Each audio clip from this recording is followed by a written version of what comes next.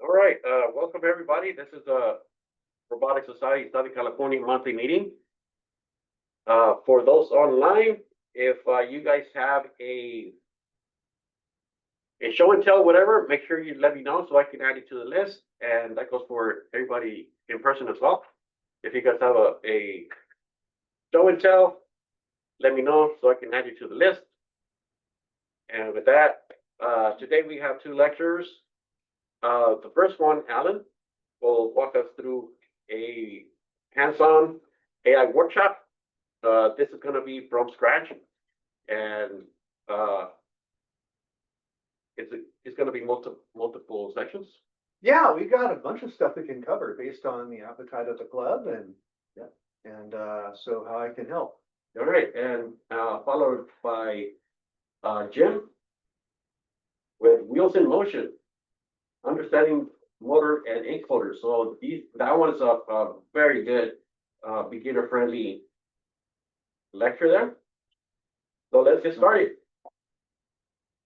All right, good morning, everyone. This session's intended to be a hands-on lab. So anyone that's following along, if you're having a problem, have a question, absolutely let me know in real time.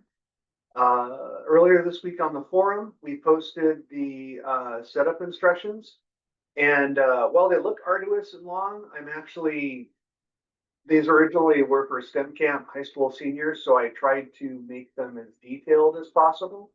But most of this is stuff that, quite honestly, I think you should be set up for anyways. There are a couple of different IDEs out there in the new vibe coding era. VS Code's one, Windsurf, Cursor, and there's a few new ones that I haven't memorized the names of yet. But this is a great setup for all-around coding. So hopefully you guys have had a chance to go through and set everything up. The other thing that might be a little bit different is UV. For those of you who have been around the club for a couple of years like us and have survived Python's version of DLL hell, especially when you're working at the frontier of AI, every AI project could have its own very specific and brittle, fragile combination of Python packages that can make it work. And so you want to set up all these in a virtual environment. Anaconda Conda is the industry standard, very heavyweight, especially if you want a Python environment that you're sharing between projects. Python VENV or virtual environment is another one.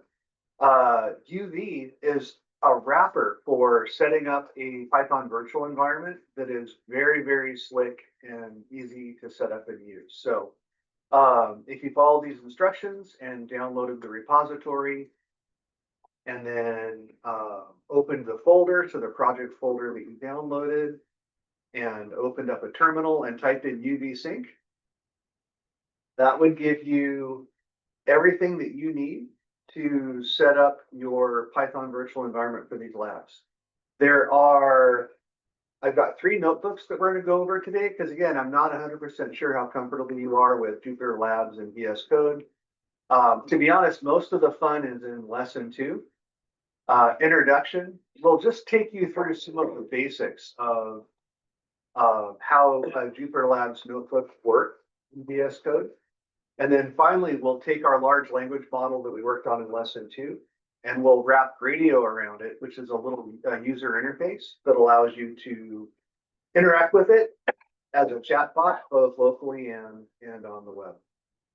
So the first thing that you do is, let's go ahead and open up Notebook 1, Introduction. Yeah. Can we just do a quick survey around the room, like where people are in this? Because I didn't even find the instructions, so I know a lot of mails came by and stuff. So okay. I don't have the I haven't got the instructions. I don't know who's prepared with that.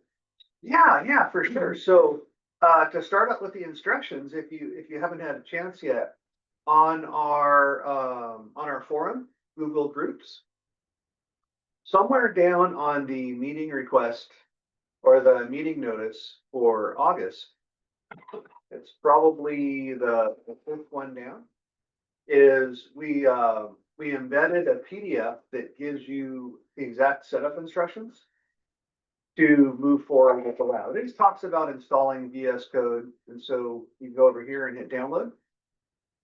And depending on the browser, it'll probably download it and open it up. And it just walks you through the steps, installing VS Code, installing UV. So it's an actual program. So before you use it, you have to install it. There's instructions for UV for both Mac OS, Linux, and Windows. And then to clone or download the GitHub repository that we're setting up for the lab, I'm hosting it under Alan's Robot Lab 2 because a few years ago I lost access to Alan's Robot Lab and they won't give it back to me. So now I'm a 2. Oh, sorry, I got some stuff popping up over here. Copy there. There it is. And then when you open up VS Code, you'll navigate to that folder that you've downloaded or cloned. You'll open up a terminal in VS Code. And then just to save some time, I gave you a whole bunch of things to paste into the terminal to install some extensions. You can also install them in the standard way. This is just a little bit faster. Yeah, that looks nice. And that, yeah, thank you. That UV sync will use a small file that I've created for you called pyproject.toml. And it's good just to look it up to see what you're running. But this will set up a virtual environment with the latest version of Python 3.11 and all of the project dependencies that we need to move forward with the labs. Now, additionally, you need to be able to run a large language model. So there's 2 ways of doing this. If you have an OpenAI or Anthropic or a Google Gemini key and you're set up for API access, that's awesome. Otherwise, if you're running a model locally, which I'm doing today, you'll install Olama. And Carl, I'm glad you sent me that sent that message over because I've never actually installed it under Windows. And it looks like under Windows, it installs a full GUI with a small handful of models. Yeah. But Actually, it just installs a GUI, but it doesn't install any models until you. right, but yeah, there's a drop down list with a Drop very down. small. Yeah, the drop down list. Yeah. But I just closed the GUI and used command line. That's me, of course. But as soon as you started typing something into that GUI though, and if you hit like something in the message and then hit enter, it started downloading It downloads 12 I think it's the 12 gigabyte. GPT, yeah. So I just hit escape and stop it, but. Yeah. Yeah, so after you install that and you reboot, it adds Olama to your path, so you can run it on the command line. And when we move over to the LLM section, you open up a terminal and run Olama serve and Olama pull, and it gets everything set up. So when we get to the next lesson, I'll show you how to do it. But yeah, I was a little stumped by that as well, because in Linux and Mac, in Linux at least, there used to be a UI. So that was kind of new to me. I didn't even know there was one in Windows last time I did it, but Yeah, a little. it's okay. I was just sort of taking the Windows route to see how. Yeah, so me too. That's why I'm I'm using Windows Windows laptop today. Yeah, but not command line. So yeah, Oh, yeah, but- that was new. But the command line's more is what I was used to. The pull, say Olama pull or just Olama run, and then the name of the. Yeah, it turns out after you install it and reboot, Olama's added into your path, so you can do the Olama serve. Yeah, you don't even have to reboot. I think just open a new shell. Oh, I did, but okay. Oh, a new shell? That might work as well. Okay. Yeah, it puts it immediately into your environment variable. Then you just have to close Visual Studio, close any, and then open. Got it, and then reopen it. Yeah, Visual Studio has to be reopened or closed and reopened, and a new shell created. If you have a bare shell, but. And then as a bonus, there's a free tier of GitHub Copilot. This is the way. So In the Git clone, there's a typo 6 so type. oh, is there? Yeah. I just usually go to the, No, I know, I just try to copy, I try to follow it, so if anyone else is trying to, when you do the get clone with that one, it's, or maybe I pasted it wrong, because I got. oh, it's split on two Yeah, lines, maybe that's that a was, little. it didn't work. Oh, did it insert a carriage return into the? No, it got rid of the dash. Oh, Okay, that was the problem. I always hate when things. oh, yeah, sorry about that, The PDF. worst is when they Yeah. change the quotation to the special curly quotation or the. Oh, yeah. You know, in That's Windows or expensive. in any like Word doc, you copy and then it doesn't work and it's some weird ASCII value. Yeah, apparently for Microsoft Word, there's an open double quote, a closed double quote. Yes, there is in real literature, in real English too, but. It's Yeah. really unrecommended. Yeah, it is correct, it's PDF copy paste. Oh, yeah, sorry about that. Okay. Yeah, I can always push an Oh, update, was this adds it all in one line as well. It's a good catch. It didn't copy correct. No, because it takes a dash, and needs to get rid of it when you copy it. Oh, It's smart. Word that's cut in half. Yeah. Oh my gosh, too smart. So, yeah, so anyone following along, and again, not really aware of how comfortable you are with VS Code and Jupyter Labs, we'll just spend a couple of minutes going through notebook one. So the first thing I'd like you to do is on the very top, and this is probably the only tricky part. So if you've run UV sync as part of our setup instructions, the virtual environment has already been created, which is great. So I'm gonna go over here really quick and open up a new terminal. Yeah, I'm pretty sure I ran this already. Let's do a UV sync.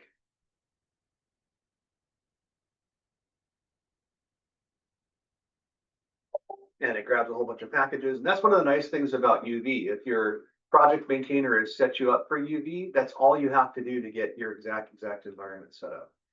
Now, the tricky part to this is to get Visual Studio Code to know that that's your virtual environment. So I'm going to click on Select Kernel. And then I'm going to select Python environments. And if it already sees it, you can select your RSSC AI Labs. If you don't see that, go ahead and click on Create Python Environment, and then click on VENV, and then click on Use Existing. And after a couple of seconds, you should see your virtual environment show up here.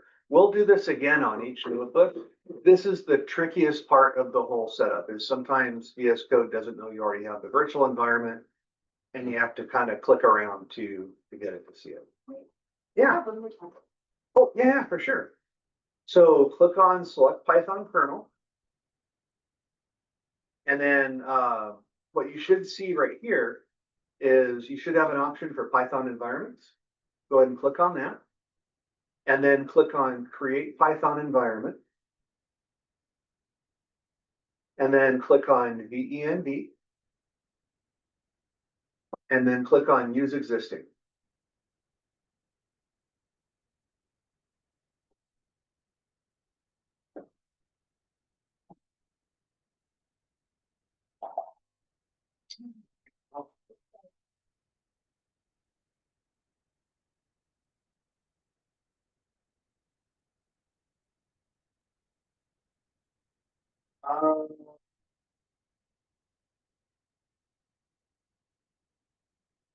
So click on English interpreter. And click on VENV. I didn't get this. I think this started out in academia, did services. You should do that. That's all. Looks like you have to have Python already installed. That's really great. Yeah, because somebody knew. Is anyone using Windows? Know like what the steps that I missed on the setup instruction? Yeah, please. All right, yeah, I'm so sorry. Here, we'll. Your guess is good as mine. I want to see if there's a Ultimate commercial administrative mode. Right. So just click that, or that one. And then up there, I guess something. Just type power, should be powerful. up, like the power, and that's it, and now running it for power shell. All right, so, No. while we're getting straightened out In. over there in the first cell, see you've got this hashtag comment thing, this weird thing UV You sync. wanted to say yes. So there's a couple things going on here. In Python, anything with a hash is a comment. So let's go ahead and take out that hash. And you'll notice that the percentage UV sync is no longer commented out. And then run this cell. Go ahead and click on the little chevron that says execute shell, move mouse over. This executes a shell command that runs the same UV sync that you ran down below. Hmm. So if all went according to plan, you should see, note, you may need to restart, resolved, audited. Does everyone get that? What does that actually mean? So that's a little bit of a shorthand for VS Code in Jupyter, that whatever the command is to run that in a shell. So it's not a Python command, it's a shell command. Is that what the percent sign said magic? Yeah. Is it just a shell? It means open a shell and It's the exact same thing as, yeah, opening up a shell. Alright. Yeah, it's whatever, it's Windows command prompt if you're in Windows, or SH, ZSH, or bash shell in Okay. Linux. Yeah. All right. So the next thing down, there are two types of cells, little segments in a Jupyter Labs notebook. There's comments or markdowns, and then there's code. So go ahead and open up the markdown below and type in hello world.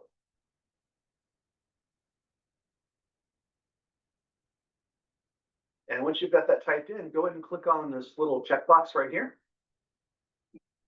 to enter it. And so that's a markdown cell. So you can just add any text you want. And that's how I added in the text above, all the parentheticals and the formatting. Now, the other kind of a cell is a code cell. So underneath on step 2 is a code cell.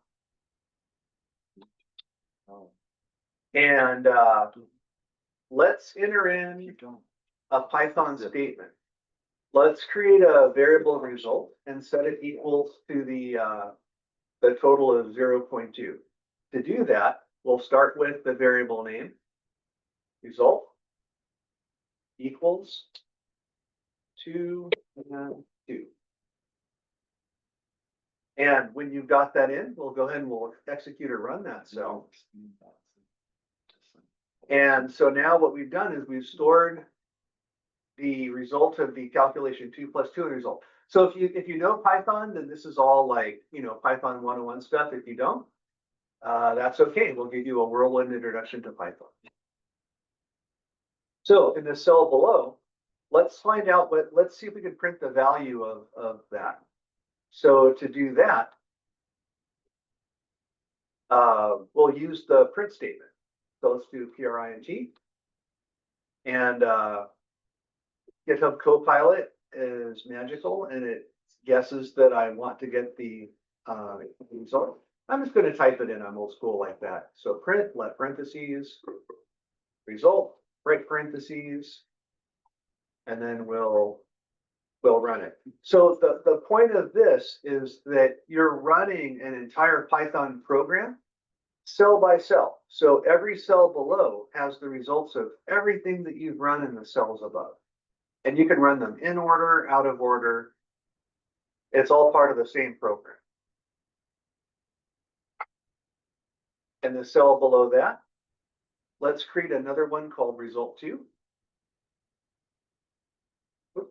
Letter 2. By the way, I highly recommend the shift enter. It's not even control alt enter. It just shift enter on any cell will execute it. Oh, So nice. It reduces your wrist clicking. My clicker is getting old. All right, shift enter, huh? All right, I'm going to try that on this. Yeah, next and cell. then what's cool is you can just keep hitting shift enter and it will go through the next cells until even if they're just print, even if they're just instructions. Oh, cool. Let me get this guy out of the way. I learned that way back, or when if you're taking a course with Jupyter Lab, you kind of optimize. And, oh, thank you for that. I'm gonna do that right now. So let's make result 2 equal the result times, what did we say, 432? And, I'm going to hit, you said shift enter, See if it works under Linux. You're on Linux? Windows. Or you're on Windows too. Yeah, okay, so, shift enter or click the run button does that. And then down below, let's check the result. So we do print. Result 2, right? Oh, two, there we go. And 1728. Someone check the math. I'm assuming Python knows what it's doing. All right. So what you can do is underneath any cell, if you hover in the space between the cells, you can add additional cells or markdown. So I'm going to select markdown and I'm going to do exactly what it says. Congratulations.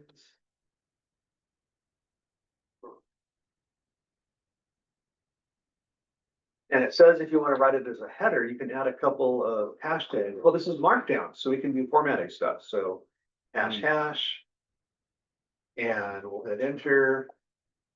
And congratulations, you are now vaguely familiar with running Jupyter Lab cells in VS Code. So this was a lot, it's still very, very popular. It allows you to iteratively work on stuff without having to run the entire program. So there's some workflows that you're in where maybe it takes 5 minutes to, set up the code or the language model.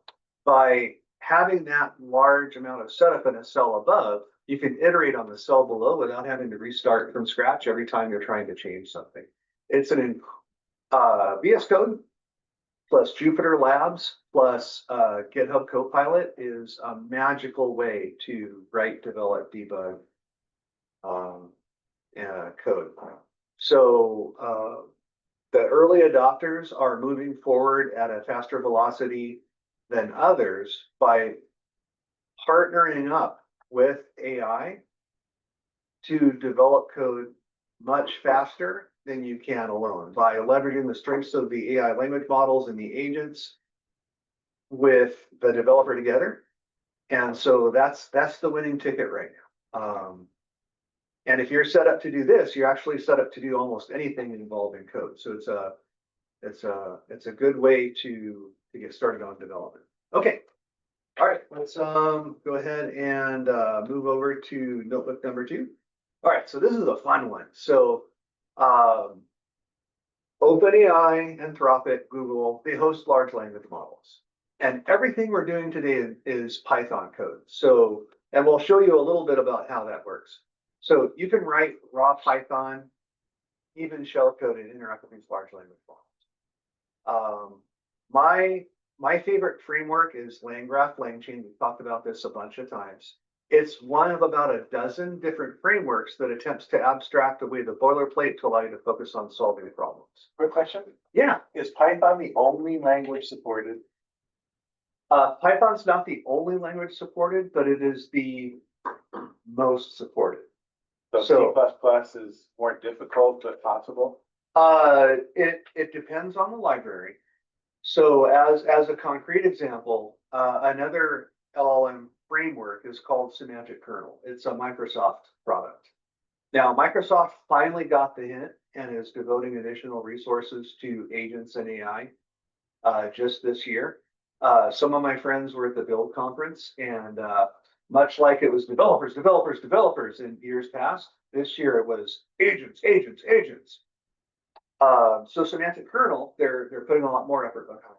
And if you go to the Semantic Kernel implementation in Python, the GitHub is extremely well trafficked, lots and lots of updates, and a lot of activity there. You go to the C# version of that, and it's kind of a ghost town for now. So while depending on the project, the framework, and the stuff, they could have bindings for JavaScript, TypeScript, C#, Python. Python appears to be the lingua franca of the AI world. So It appears to be the most well supported for now, but again, it's based on your company's need. So, Gotcha. so So I asked about C++, right? I'm not tracking anything in C++ right now. Not that it doesn't exist, it's I'm not. talking about for LLM use? Yeah. Yeah, I haven't either. But, Brian, do you have any? But it's just a standard REST API, right? Yeah, it's all REST. So you can use whatever you want, right? Okay. Are you talking about, oh, just interacting with the Olama? Yeah. Or, yeah, cause that's just a REST. Yeah. Yeah. I was testing the notebook Yeah, and but the if you want- endpoint seems to cause an error. I had to replace it with base underscore URL. Oh, so my first commit had the wrong, endpoint on it. So do you have the one that ends in V1 or do you have the one that ends in V1/chat/? Mine ends in V1.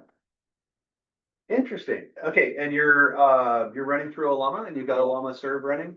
No, but the Yeah. one that ended in Okay. V1 was initially wrong. It said, Yeah. it didn't say base URL. Yeah. It said uh, endpoint, so base URL endpoint isn't found. It wasn't found.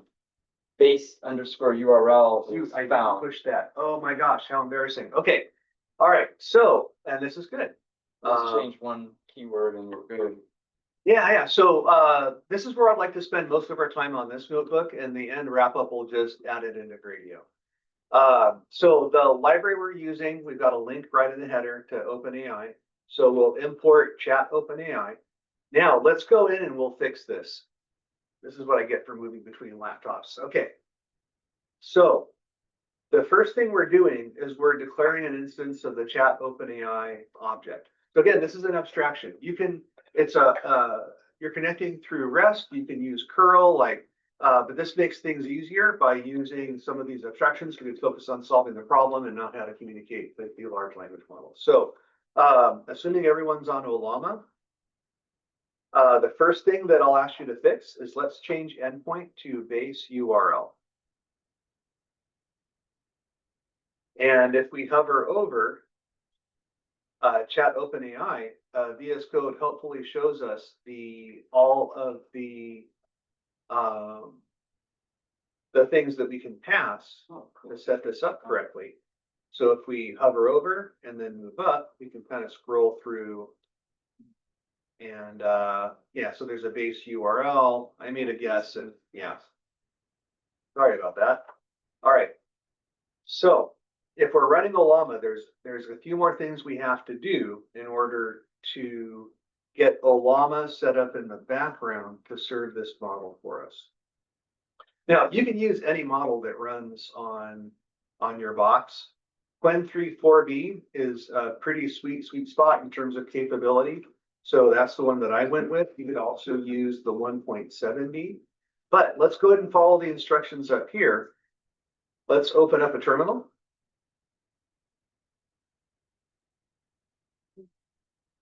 And if you haven't already, type in Olama full Qwen 3.4b or 1.7b, just to make sure we have it. If you've already downloaded it, it'll just check to make sure you have the current version. So that should be pretty quick. And then the next thing we're going to do is we're going to run Olama serve. So this is going to get Olama to run in the background to serve that language model that you downloaded earlier. I normally don't even have to do that. As soon as you put the name in, it'll start working. Oh, you did? Okay. You don't need to. Olama serve is optional. On all operating systems? Or because I know on Linux In Windows, you it don't. attaches it into a service. Is it running in the background? On Yeah, Windows, as soon as you install it, it's. Oh, okay. It's always running resident? Yeah. Oh, okay. And then, I mean, it loads the model the first time you call the API. Oh, cool. Okay. In other words, that when you call that chat OpenAI LLM equals, and then you give it a name, then it will load it. Oh, okay. Oh, good. And then it stays loaded for whatever number of seconds you know about the. Okay. And then oh, that's, yeah, I didn't even think to check that. Thank you for that. The other nice thing about running in the terminal is that as you send requests, you'll see them pop up here as well, so you know you're communicating. So, we've updated, uncommented, and changed whatever I had before that was wrong to base underscore URL. Let's go ahead and run that. And I hadn't selected a kernel, so we'll select the kernel that we already set up earlier, RSSC AI Labs. Oh, sorry about that. Let's go ahead and run the cell above to import chat OpenAI. That'll take a couple of seconds. And then let's go down below and we'll define our LLM chat OpenAI object. Now, the moment of truth. The cell below will invoke that language model by passing in this string. Actually, that's when it loads. So yeah, let's see. That's when it loads into memory.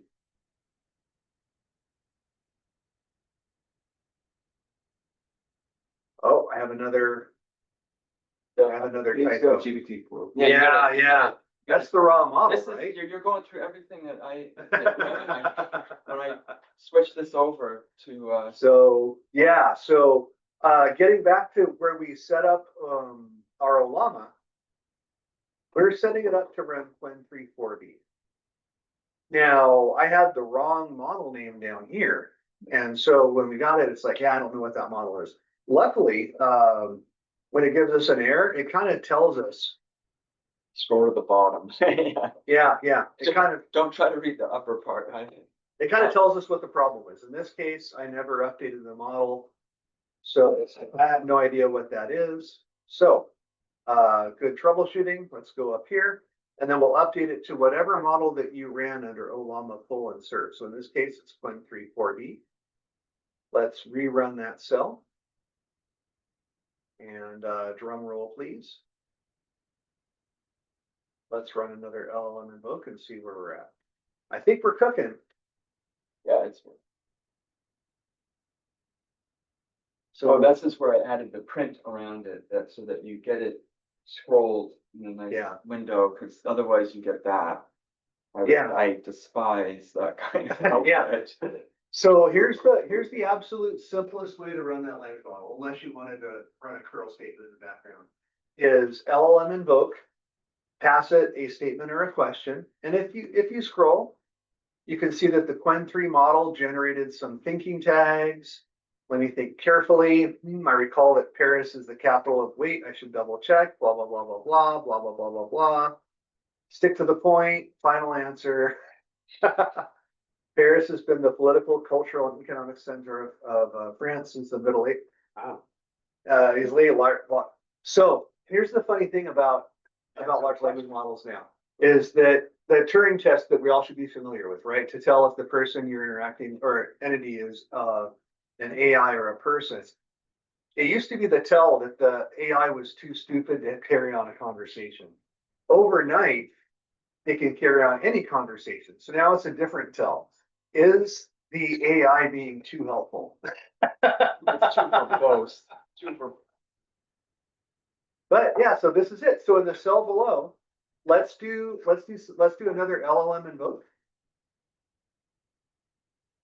By the way, so I started adding /no_think at the end, and I wasn't sure if that was going to go directly to Olama engine or the model, but either way, it goes into the model. You can put it in the beginning or the end. Yeah. At the beginning didn't work well, but at the end, I tried. Yeah. Anyway, it reduces its output. All right. So yeah, let's try that. /no. So is no think mean don't do the process, or it's just less verbose? It's less verbose. You don't do the thinking step. It tries to, but I'm not sure if it's that is like going right to the model. So I put mine after the if you put it before, it actually said, oh, the user put no think, and then it says like, I think you're mistakenly trying to give me a parameter. All right, let me try that. So it's kind of. Here's mine. I'm gonna tell me about ENIAC the first computer, but do it in pirate speak. Oh, that's an old favorite. Not the ENIAC part, but.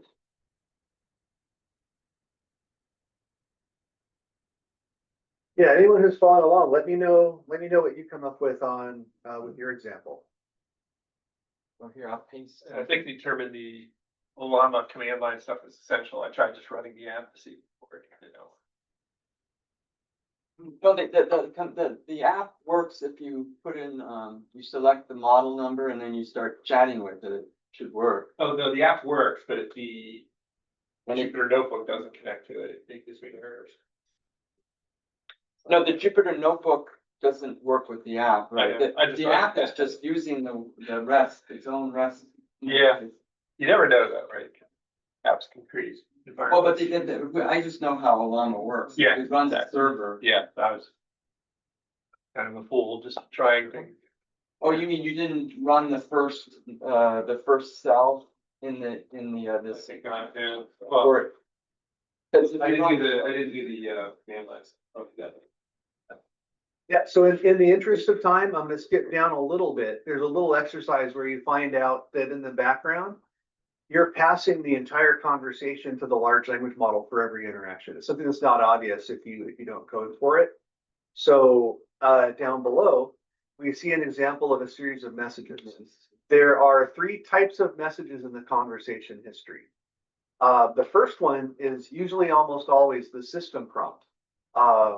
And this is what you get into when you talk about prompt engineering, which you may have heard of in the news, right? Setting the personality and the boundaries and capabilities of your chatbot or your agent. How do you want it to respond? The types of things you want it to respond to, if you've given it a name.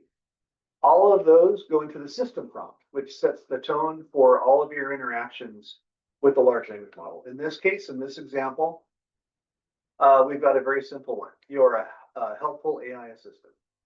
And then we see a couple of user interactions that are added into this conversation history. Well, hello there. My name is Alan. What is your name? Remind me, what is my name? Now, when you realize and add in a little bit of extra code to store the conversation history, it then knows things like your name because you're passing all these messages to every interaction. So let's go ahead and run that in the background.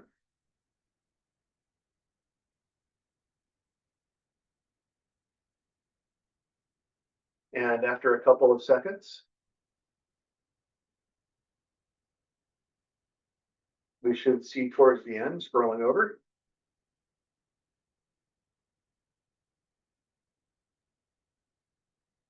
And your name is Alan. All right, so let's go ahead and skip the final activity and let's go over to Notebook 3. Now, Notebook 3 takes the key components of what we did in the previous page and it wraps Gradio around it so you can interact with it through a nice UI. We'll select kernel over here. And Brian, it's so funny. Like, you're like, yeah, no matter how much time you have, there's never enough. I took a whole bunch of stuff out and we're still, that's okay though. That's okay though. The first thing we're going to do is we're going to pull in 2 libraries. We're going to pull in Chat OpenAI and a new one called GR. That's our user interface code. Now, let's go ahead and grab from the previous lesson that code from up here. Let's grab that LLM equals Chat OpenAI. And we'll copy that. And we'll paste it over here. Because A, we know that works because we already fixed it, which is super handy. So let's go ahead and run that. So the next bit of magic here is the UI down below. When we're reading this in reverse, is the chatbot code. This is your whole chatbot right here. This uses Gradio, and they have some boilerplate to make some things easier. You can make these things as complicated or as simple as you want. And I didn't even get around to changing this. So let's go ahead and change title to my RSSC chatbot. And this whole function does everything you're going to see in a few minutes. Now, to get the chatbot to fit in the window correctly, I added in a little bit of a CSS. It just changes the height of the UI. So a little bit of magic there. Now, the last thing is whenever you click enter, we have to call a function. That function is called chatbot. And if we look up above, we have a definition for this chatbot function. There's 2 pieces of magic here. The first one is that when you call LLM invoke this way, you need to pass in the entire history. That list of messages from the previous page, it has to maintain that. And so if you don't have a history in the first interaction, it errors out. So we have a little bit of code that says, oh, if there's no history yet, just create a new history list. And you're good to go. So so it may look like a lot of code, but our main pieces are our same. We create our chat OpenAI object. We have a function that handles connecting that radio chatbot interface to the LLM invoke we had up above. And so if you've pasted in your chat OpenAI up here, you should be able to click on run all. And it's going to go through from top to bottom. And if everything goes according to plan, you should have your very own chatbot right here. So let's take it out for a spin.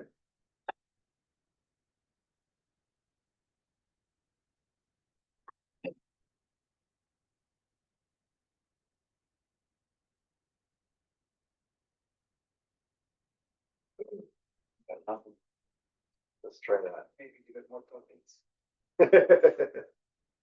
Mine got nothing with a question. Yeah, that Try- something. Trying it with no think because I just switched to another model that doesn't have thinking and it works fine. Oh, is it the thinking tag? Here, let's give it one more time. Where did you put the note? Oh, just slash no think, the end? Well, I tried another model. Or are you trying another model? Yeah, that doesn't use any thinking tags or anything. And you're getting a shoot. Now, I just pasted a way to strip out the think tag, so I might use that. But we don't even have any, this is weird. We don't even have an error message. Like, this is the punchline of the whole lesson. Oh, no. Yeah, mine didn't produce any, I said, what's the capital of Uganda? It didn't do anything. That is the lesson we was talking about. Of software, Uh-huh. and this is the result. Wah, wah. You know what? It worked at home. Yeah, yeah. That would be a much nicer way. Yep. Yep. All right. Well, So this here- is a whole tutorial. Yeah. This is a tutorial. I know. All right, so here's what we're gonna do. I'm gonna work on this a little bit, and then my show and tell will be the code change that gets this to work. Okay. All right. So a little bit anticlimactic. Yeah. Yeah, it works with no think. I tried quite a In the chat window. Yeah. So it's the thinking tags that's messing up the radio. So what do you just say no think /no _think. at the end or the beginning, either one? I do the beginning, but I think it works either way. So no think, what is, So it's under the content. All right. So well, you know what I discovered that does is, it doesn't do the think and no think tags, and which grays out the Yeah. text when it comes out and, on a terminal. Okay, yeah, So- so, yeah, we're top of the hour. So I'm gonna grab my buddy Zeth here, and then, my show and tell will be having the chat interface work, so. All right, we'll get there. All right, To be so continued after lunch. I just or added after- you to the first in line for. All right, no pressure. Anybody else, show and tells? Oh, I'll have one, a little Yeah. one. After, Anybody else? well, mine's not working, you with the note. All right, thanks. Anybody online? Show and tells, let me know.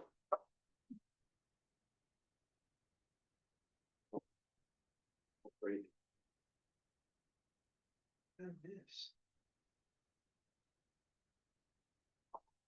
I'm not getting anything, like there's no. They come up. Try adding split and then the end think tag and just get the second part. Here, let's do this.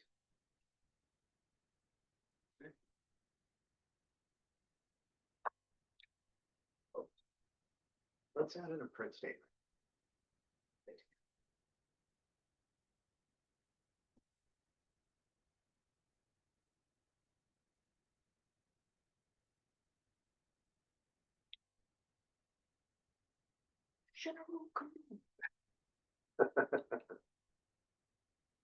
Since I'm CSS.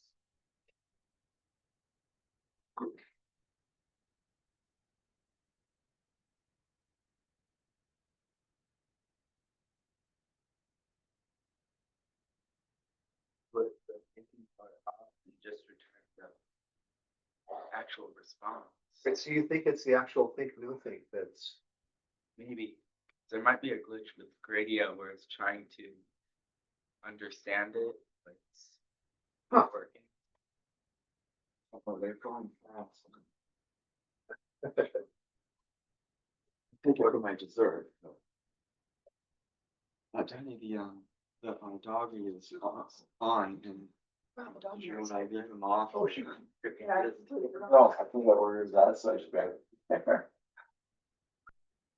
So we've got the response content, we're passing that.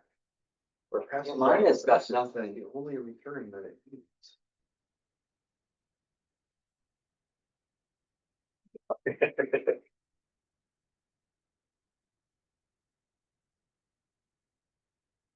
You're thinking like John 3? Maybe a different model? You could do that. Or you could use OpenAI, of course. Does it work with that? But Yeah, here, yeah.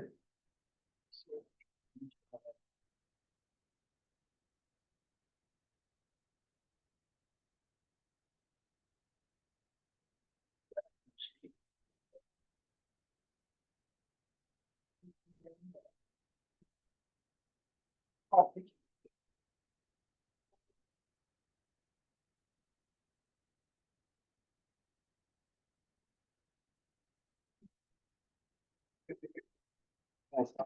I'm worrying Well, already. I left him out there because I had to, do the chairs. Right. I added this part to it.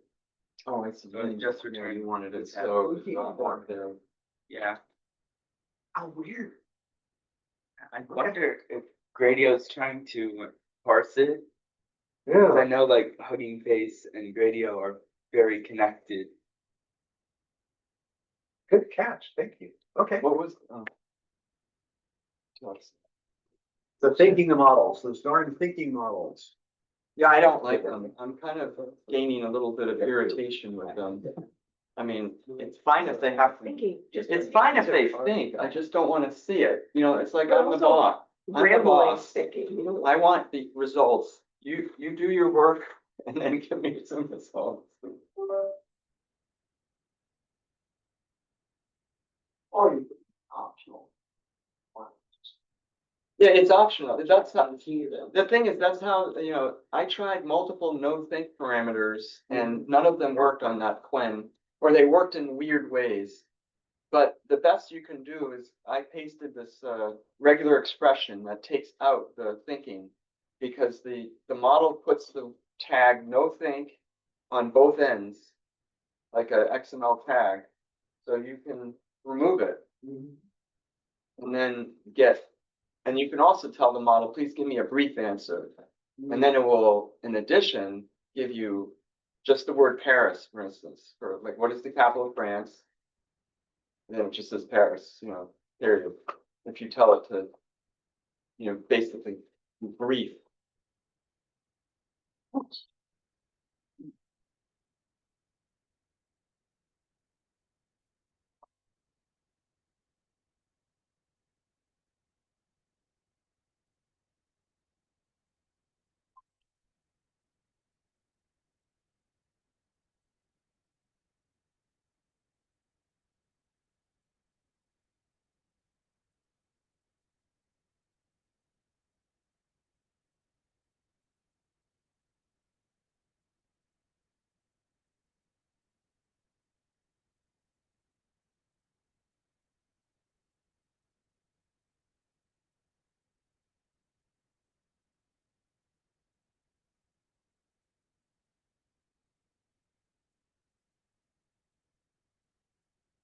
We'll start the next lecture in 4 minutes. So what was the? What was the problem? I have my own open account, but. No think section was giving Brady Oh. a headache, so that wasn't displaying anything. It was getting the entire thing. Oh, so like my regular expression thing would have been fine too. It cuts out that whole. Yeah, yeah. Yeah, it kind of, that whole thinking thing is not what you want, most of the time, so. I know the model needs to generate those tokens because it was trained, if you force it to not generate those, it wouldn't perform as well. Cause it needs that self-reflection, right? Yeah. But you can strip them out. So no, that's definitely. You can't. Did a split, yeah. Yeah, you cannot like, if you force the model to just don't think at all, don't generate those tokens, just give me an answer, it doesn't perform as well. It needs, Yes. right, because it when part of its training, it generated those and it was trained that way, so when you do an inference, it needs to generate those same reflecting tokens. Yeah, and there's. resubmit, because it's doing the completion of all the time, it's always looking for the next word after all of that stuff. So the best way is you have to wait the time for all that, but you can strip it out. If you try to go faster and make the model not do it, then you'll get less results. I was looking at the benchmarks for GPT-5. Oh. We put in an option, is have like no thinking, minimal thinking, low thinking, high thinking. Yeah. And depending on which one you pass, the benchmark scores vary greatly. It does, yeah, Yeah. okay, that's sort of what I was, Yeah, so Thinking. exactly what you were saying. that's what I sort of heard or a little bit, but I yeah. haven't tried 5 yet. There's like us, if you can think, then you can give a better answer. Can I have a very naive question? Because there's different LLMs, Google's got Gemini and there's Oh, yeah. Copilot, there's OpenAI and there's Olama. Do they all share the same servers, the API to each of these the same, regardless of the model or the LLM Well, architecture? the OpenAI API has standardized the community, so everybody's using it, including LangGraph, and Olama. They all now. So they all interface. use And that standard. So that's why that code that he showed there, all you had to do is replace a few things in that class, a few variables, and now you're using a local model with Olama versus OpenAI on the web, on the internet. So that same class, in fact, the class he's using is called the OpenAI chat Okay. class. So that one works perfectly well. Now you can use a different class that's specific to Olama, and then you get a little bit more features directly to your local Olama. So they all server. have, But as a subset, the OpenAI standard, pretty and much. then every company has their enhanced calls that's for API. They can have their own They could. APIs as well, but the OpenAI way of accessing the models has become like a lowercase s standard. It just makes it easier, lowering the impedance switching between them. So Yeah. like Okay. Olama supports standard and MLC LLM supports a standard subset of the OpenAI API. Okay. So you can literally retarget the base URL and use it, which is nice. And then the model itself is completely agnostic to the API. That just defines the geometry of the neural network. Not exactly. Not exactly. I mean, some would have tool support, some don't have tool support, something like that, and so. Yeah. They have different level, they have, tools. It'll tell you Oh, okay. in the name, it'll tell you in the info of the model, does it support tools?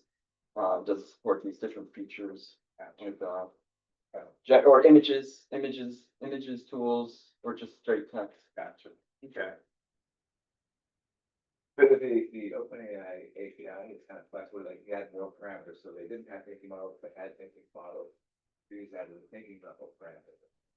Yeah. So it's kind of flexible. Yeah, but it's like I was just trying to use that through these different classes and it was confusing and on the internet and it was like, is it called thinking or is it called reasoning? And then it didn't recognize that variable. So it's like it gets a bit confusing, honestly, so far. through the API, but gotcha. All right, ready to, All right. Ready, Jim? yeah, Take it away. all right. So today, we're switching over to a more, the hardware and controller type, lecture, in wheel encoders and odometry. And, this is, a very fundamental skill that you'll want to have, for building a roving robot, or tabletop robot that you want to track where it's going in the software. And wheel encoders count how many, they count basically ticks as the wheel turns. And then odometry is the measurement of how many inches or feet that the robot has gone. So it's a very critical thing you'll need to know whenever you have a robot that you want to go to some place and you do not have some other way of knowing where it is, like a fiducial, some sort of symbol on the wall, or some kind of marker, or like a line on the floor. For instance, line following, you do not need encoders or odometry. You just follow the line using other sensors. But if you don't have, if you're in a situation, and this is a story about an early project that I did a few years ago, where the contest, there was a contest to collect cans in an arena on the floor and bring them back to a place, a designated area. So in a situation like this, you don't have, now you could follow lines until you get to this white box, but a more general solution is to remember where your wheels have rolled and what direction. And that's called dead reckoning, the overall navigation, very simple navigation based on the direction and then how far you've gone, and over time collecting all that information and keeping track of the XY, the location where you are. So this and what I can do here, let me see. Yeah, okay, so here's what kind of that original contest I was working on. This is sort of a diagram of the arena, 6 by 6 feet in the small collection area. And so we use dead reckoning. I use dead reckoning to keep track of where the robot is. And essentially you calculate the current position based on the previous position and the current heading and the odometry, which is how far the wheels have turned over time. So here I'll show you a video. Oh, let me make sure I'm sharing with. So you need to know where the cans are in advance, right? No, that, well, this, I'm not gonna go into too much about the contest, but in this case, I mean, no, you didn't need to know where the cans are. This robot used this sonar sensor to find them, and a sweep motion.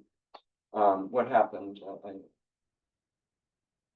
It's not sharing, or let me move its focus here for a sec. Share sounds. Share just the Oh, this doesn't. Zoom screen. Okay, here we go.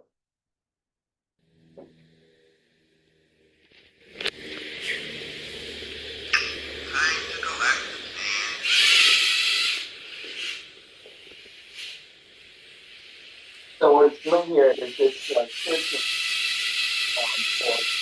for pan, and if it can't find any, it just goes out into the middle like that.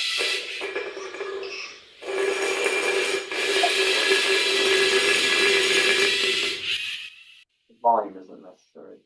So the point here is it's doing all this movement, right? And it's its wheels are turning, it's rotating, and it's going forward, or whatever. But it's keeping track of where it is as best as possible, given, there's always accumulation of error, but it remembers where it is so that it can go back to,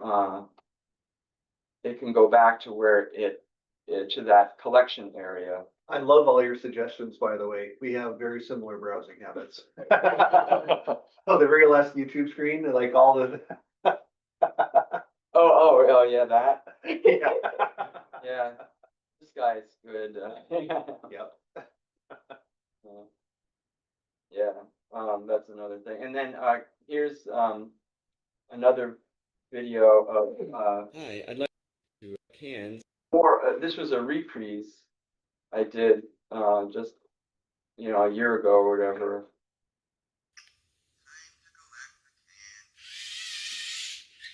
I guess it's the same thing really, but it's in a closer version. It tries again, but this one I didn't have the tape and everything. So. But I just wanted to show that as the project that I was working on that needed to know where the robot is at any one time. So now we'll get into how actually we're doing that. And the topic here is called a rotary encoder. Those motors have on that was a Lego Mindstorm. So the Lego Mindstorm has rotary encoders built in. NXT, the old one even. This is the old original Mindstorms NXT. So these are sensors that attach the motors and measure rotation. There's different kinds. There's optical, magnetic, and there's other kinds too, but I'll just simplify to these two for now. And then there's incremental and absolute. Incremental is what we'll focus on as well. Absolute is for another application. So here's an optical encoder. Essentially what happens is you have a disc with holes through it and a light source, and then a sensor at the other end with a circuit. And as this rotates, this is attached to the wheel. As this rotates, there's going to be a flicker of light off and on.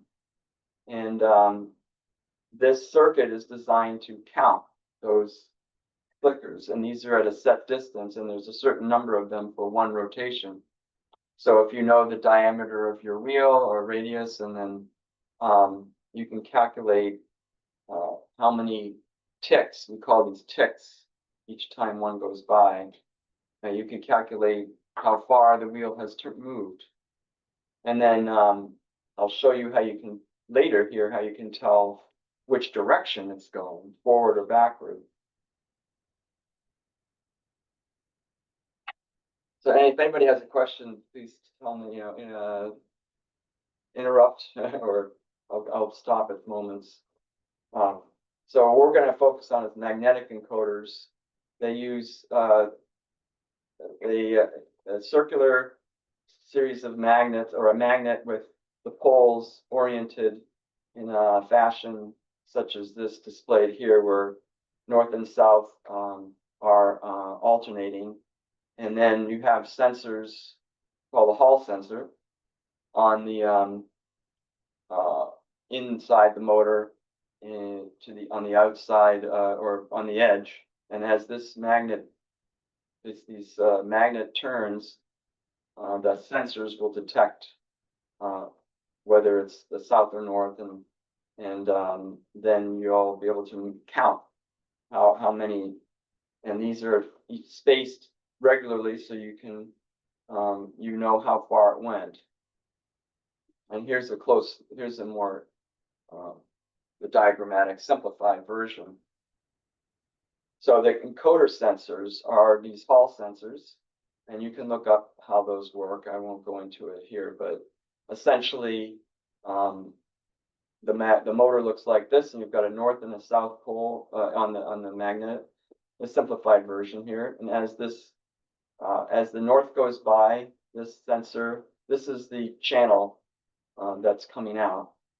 And you can see this line is representing the point at which we are in this configuration, this diagram. Yeah, quick question. On this one, you have quadrature encoding, but on the previous one, you didn't. Do I assume that they use actually 2 LEDs and 2 sensors to get that? Yeah, this is just an intro here for Okay. this. This is like before we get into that Okay, more sorry. complicated aspect. This is just to show the basics. You know, Okay. say you just have a single light, a single sensor, etc., or without to ease into this concept. But now I'm already getting into 2 sensors, and with 2 sensors, you actually can double or even quadruple from that earlier case. The number of ticks, if you that are going to happen, and essentially, with you just consider channel A, you can count, for instance, just the rising signals here, which would be 1, 2, 3, or you could count the rising and falling. So that is 1, 2, 3, 4, 5 in this case, but it doubles essentially. Now, with this second channel, it's offset by, as you can see, 90 degrees. And what it produces is these 2 different signals that are out of phase. Out of phase means that the middle of this one lines up with the edge of this other one. So they're out of phase. How much are they out of phase? They're out of phase by 90 degrees. Oops, sorry. And 90 degree, this whole one full cycle is up, down, and then back up. So that's one cycle. So you can see this, if you divide this one cycle into 2 parts, it's 180 degrees where this line is here, the down. And then if you divide it again, you're getting 90 degrees and for half of this. So what this is known is called quadrature, being in quadrature, which means these two channels are 90 degrees shifted. That's what out of phase just means, they're shifted.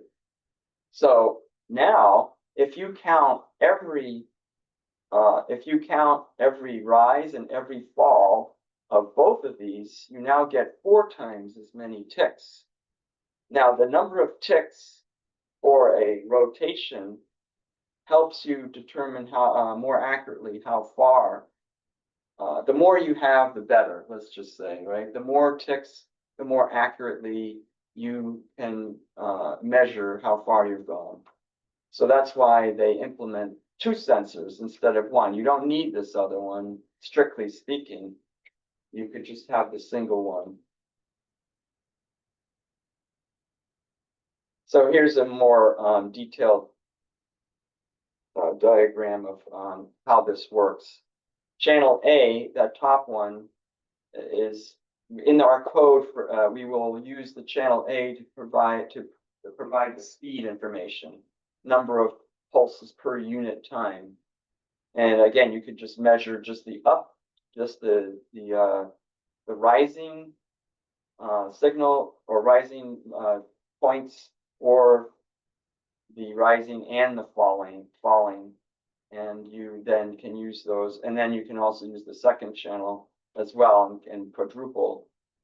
But in general, what we do is channel B or the other channel, either one, can be used to determine the direction of rotation of the motor, so clockwise or counterclockwise. Now you can see here, if you look at where this this top is, you can see that this top is sort of to the right of this top, and it continues that way. So we say that this channel A is leading channel B. It's ahead of, as this is happening, goes up first, then this one goes up a little later. So I kind of look at this whole picture and see that this whole thing is shifted to the right. So we call that is trailing. This signal is trailing this B is trailing A. And so whichever one is trailing, you can determine clockwise or counterclockwise. In this case, in most systems, this indicates clockwise turning because A leads B. And we won't talk about Z. I don't even have that, but I included that from this diagram, which I grabbed off the internet. And here's another more specific to what I was just talking about, the clockwise and counterclockwise. So here's what I just was talking about, channel A leading channel B. And that you can see is clockwise.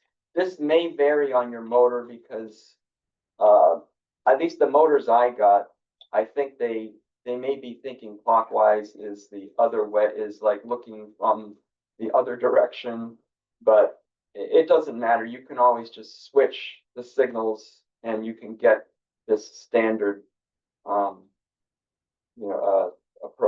standard signal profile. And then counterclockwise, you can see that channel B is leading channel A. So that's a way you can, in your code, you can determine forward or backward.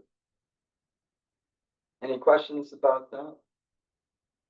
So this is called quadrature. You know what, you had yours 90 degrees apart. If you had it 180, it would be equal, it wouldn't know then from the timing, because it would say, because if you had it at 180, it would still have the same, phase difference, but Yes. but the timing of the whole circumference or the whole rotation would be different then. Right, that's because if 180, 180 kind of would put well, actually 180 would mean this line would line up with this line. Right. So it would be inverse. There would be inverse signals, which isn't enough info, right? You need in your code, you need the 90 is the optimal way, because then you and also then you can that's what then you can count more, if the signals lined up, the rise of this lined up with the fall of this, then it would, you can't, you wouldn't want to count that twice because it's the same moment. Yeah. So yes, 90 degrees is the correct, is the only way you can really do that. I mean, or it has to be less than, it can't be 180. So this is so now I'll get into a small model. I mean, a small motor that you can buy. I have one here, and I'll pass. Actually, let's pass this around. Now, maybe I'll go this way first. So this little motor has a bunch of, well, it's a simple electric motor, and it's got an encoder connected to the back circuit here, and the magnet is back there. It's a circular magnet, just like you saw in the picture, and then it's got a bunch of wires here that power that little circuit, and then, as I showed you, that A and B signal, and then the power for the motors too.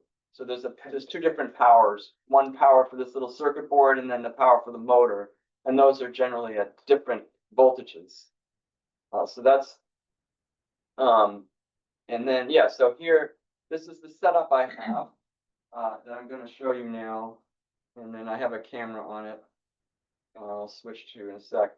So this setup, the motor is here on the left, and I've got a little flywheel attached, and this little dot here, so you can watch it turn around and see when this dot makes a full circle, for instance. This is a Raspberry Pi Pico, and we'll be working in MicroPython. this is necessary to like, for the full demo of counting ticks, you need a microcontroller. And that's what this is for. And then this thing here is a logical analyzer, one of the very inexpensive models you can get off the internet.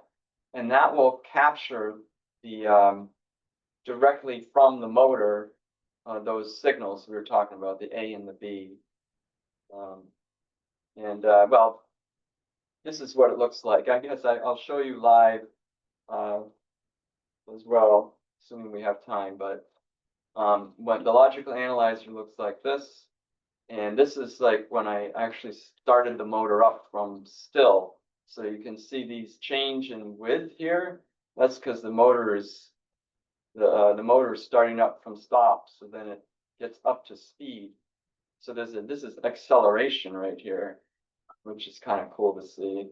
But you can see that the real data here is matching a clockwise profile where the D0 is A, D1 is B, and so that one D0 is leading. And let me see now. Okay, so let me go to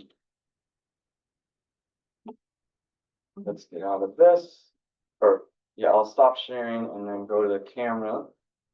Let's turn on video, go to this video here. So you can highlight that one.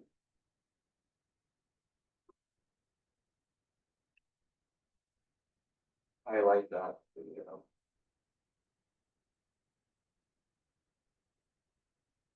So let's.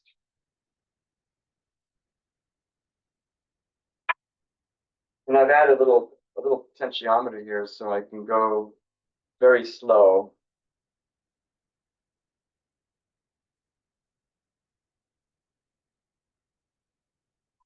Okay, let's do that later.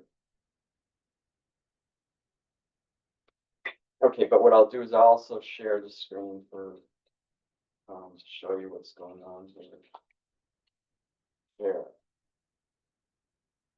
So now let's go back to this. Now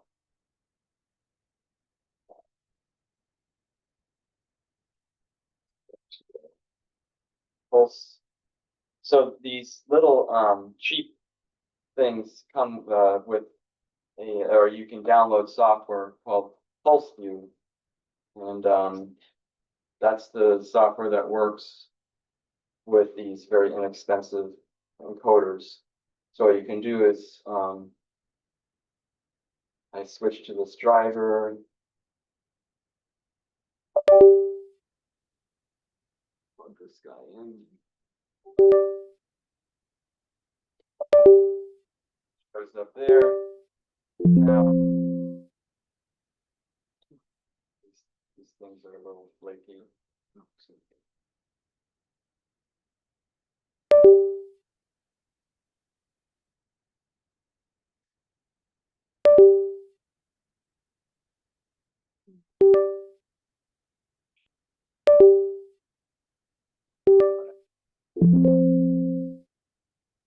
I don't know why are you laughing? Have you had this happen?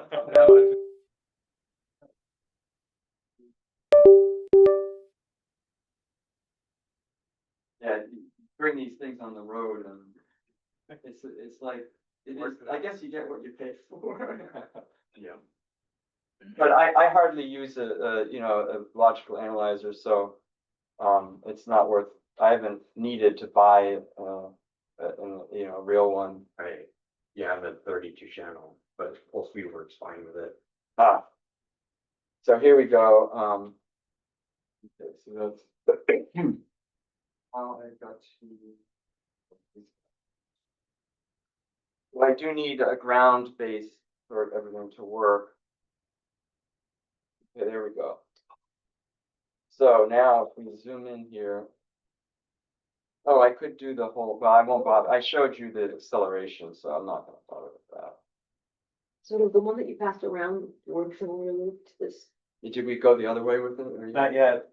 So here's the that is a copy, that motor I just passed around is identical to the one running right here. Oh, I bought two of the, you buy them in pairs, you know, obviously if you wanna, Yeah, where is it? They're like, It's over there. It's still coming around. oh, it's going around. Yeah, so here's the, that was Amazon for 20, it's, you know, it's not the absolute cheapest one, but I wanted that one. That one's a 300, up to 300 RPM, and it's Metal Gear. It's like $23 for two, so $11, $12 each or something. But there's different ones you can get, but I'm gonna make a robot with that. do you mean RPM or PPR? No, this is rotations per minute. Oh, okay. We'll get into that Okay. pulse per rotation, PPR, in a minute. But yeah, okay, so you can see this one is what I'm saying now. What happens is, well, just to show you then, if I turn this off, all right, if I switch the polarities and now of the motor, now you'll see the motor is now going to go the other way. Notice it's now going counterclockwise. And you'll notice that, see how on this example had the A leading B. Now if I run it again, swaps. That's cool. right. So now,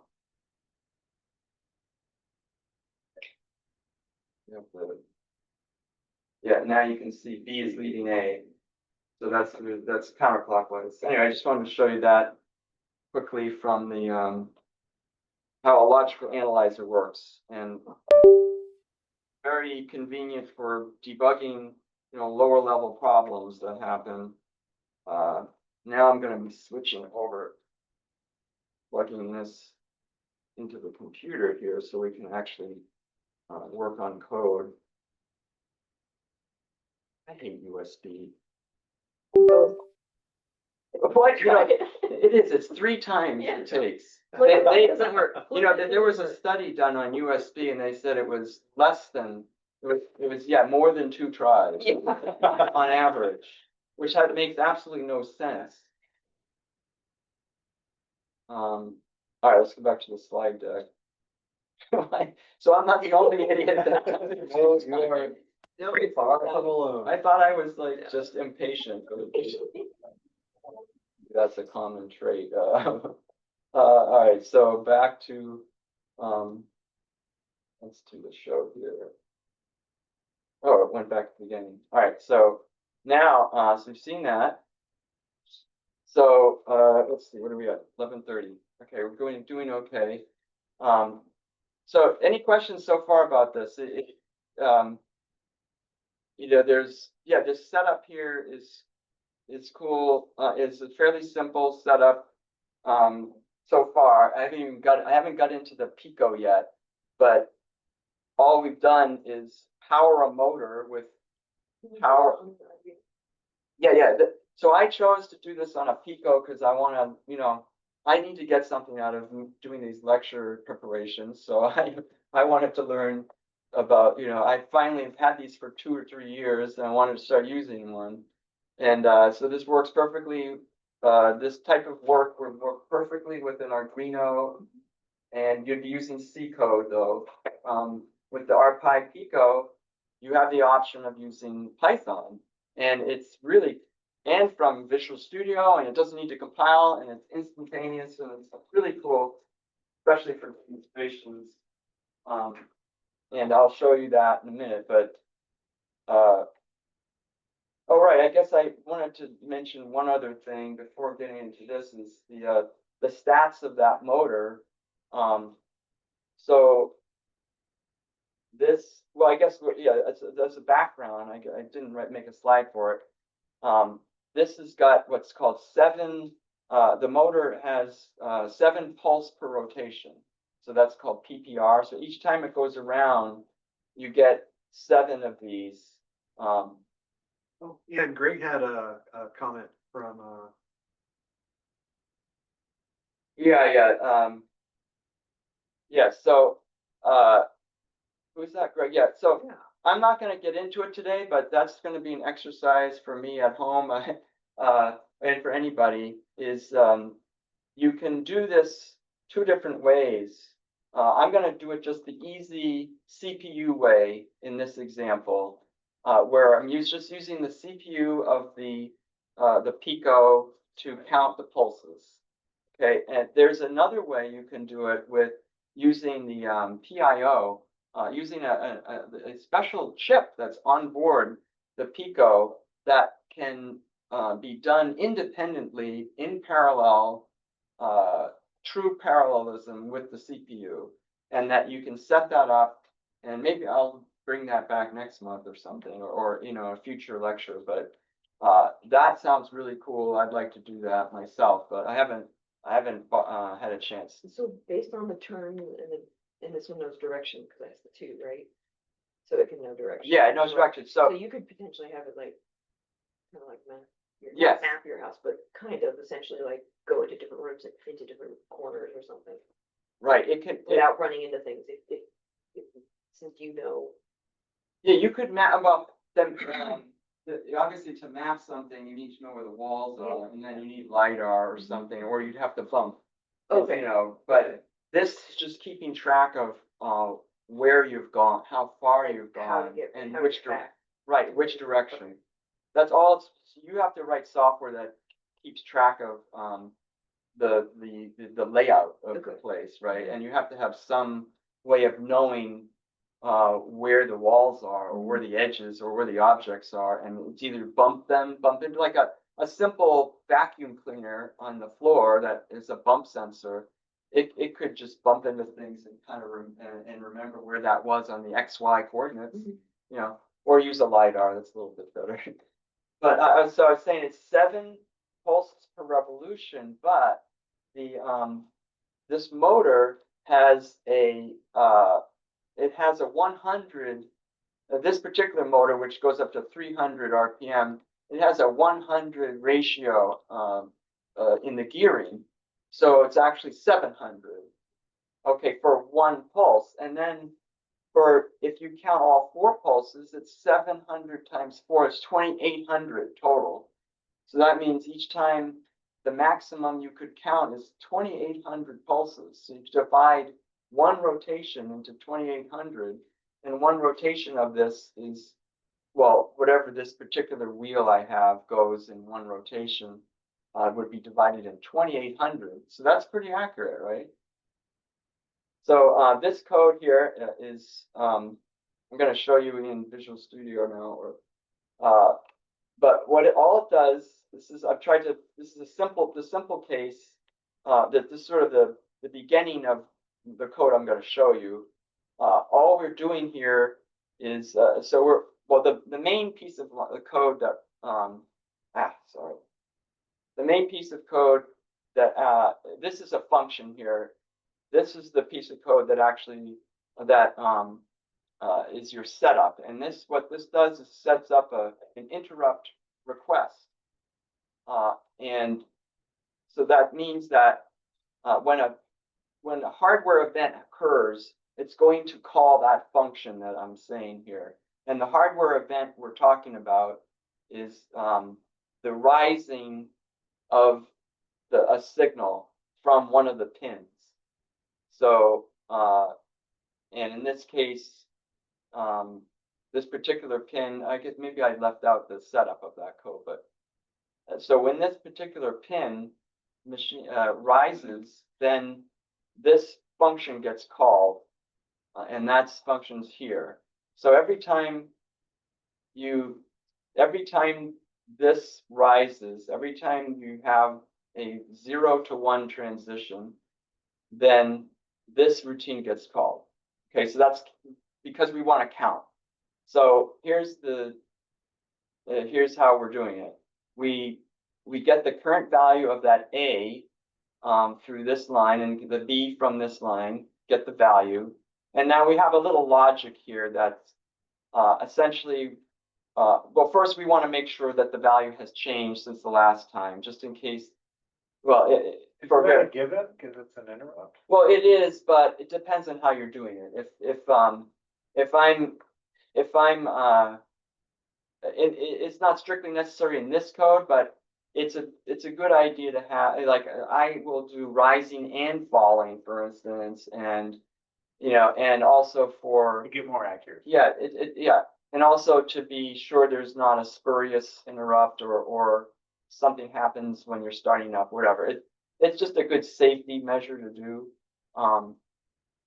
But it's not strictly necessary, but you know, it's one of those things in microcode that you kind of, it sort of makes the logic very strong, right? So this means that it's on right, and then I can say this, if the encoder is 1 at this point, then I know I'm on a rising edge. So say I do want to, I want to know, and I need to know that it hasn't changed, that it's changed here, and then I know I'm on a rising edge if it's 1.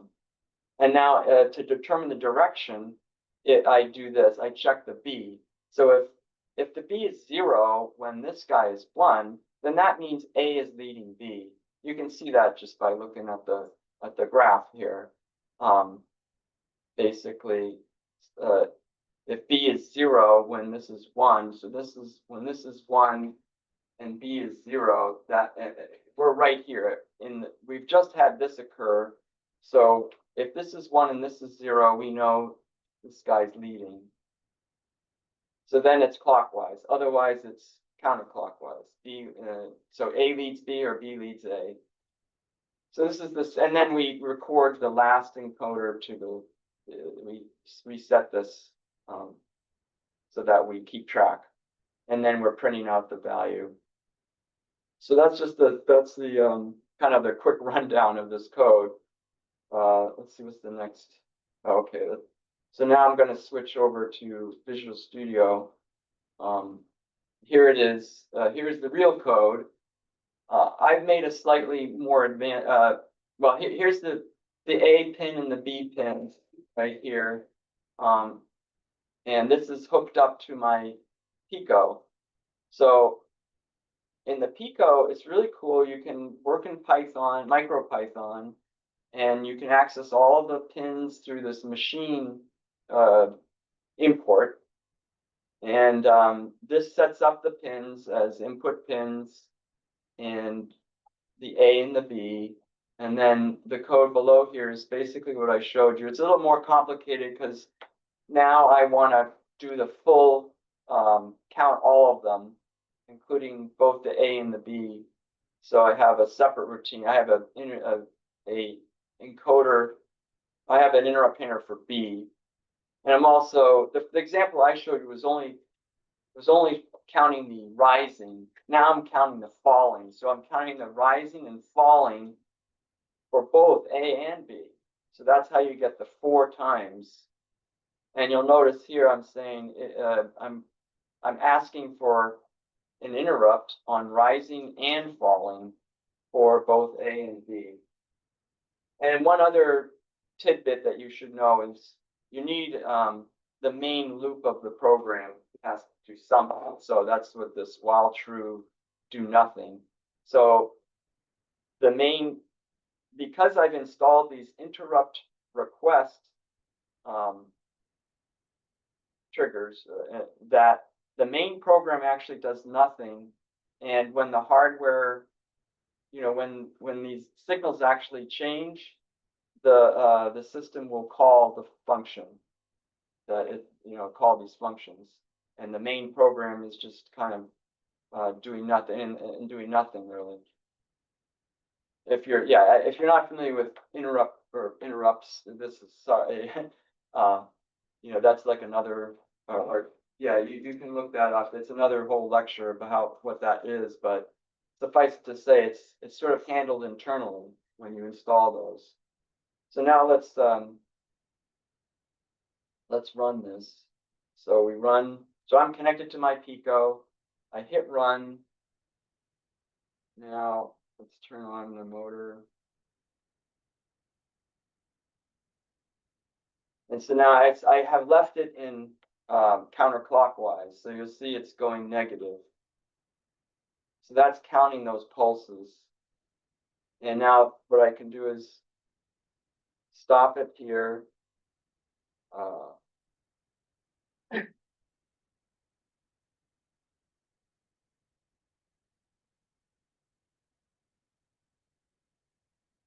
Now we'll do that switcheroo.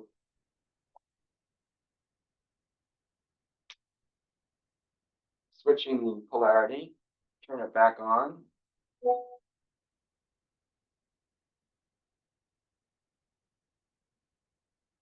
Now you'll see this is now going back positive because it's going clockwise. And then, yeah. Now you can also see if you, let's stop my sharing and I'll go to the focus on this guy. So can you move that window so we can see the, Yeah, sorry about that. Write this down here. well, I guess this kind of need to see both at the same time, but basically when this dot goes around one full turn, it is going to do 2,800 counts. So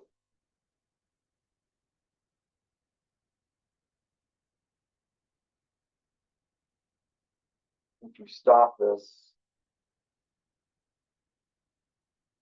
let's see, do this, doing this a bunch of times. The prints are usually pretty slow. Does that lose any of the interrupt? Ah, Yeah, I was gonna comment, should have it. no, it doesn't. I mean, now I'm only doing it. I'm only doing it every 100 or something. So I just clicked on the wrong thing. But,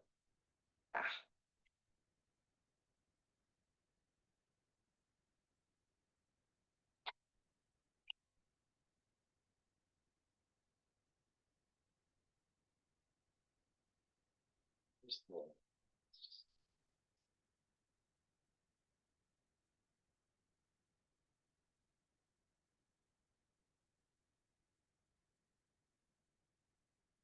but yeah, this isn't.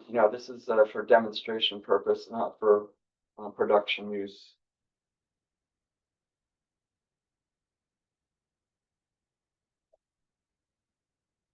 Yeah, see 2,800. I've never got it exactly that. That's a good demo. I mean, that's like a demo gift or something. You can tell it to automatically stop when it gets to 2,800, just Well, that's no fun. with the dot. No, I don't have any circuit for that. This I have. Yeah, that would take more work. This You don't have a motor driver. no. There's no motor driver. Gotcha. That's the next step. That would be. This is basically on off for this motor right now, and a potentiometer that you can change the speed. So I'm changing the voltage here from 5 down to 0 or whatever. Okay, so any questions about that? So that's counting, and all in Python and really very easy to use. I mean, this right now I'm on the microcontroller. I can do, hello world or whatever that is, and I'm running code on the microcontroller in Python in an idle. Idle, is that how you say it? In an interactive prompt. So that's really, it is MicroPython. It's not the full Python, but it's quite powerful. On that tiny little chip. Yeah, and you can also run this guy in C++, no problem. So I do a little cheat code. all right, and so let me finish off with the whole thing. Is that back to the collecting the cans?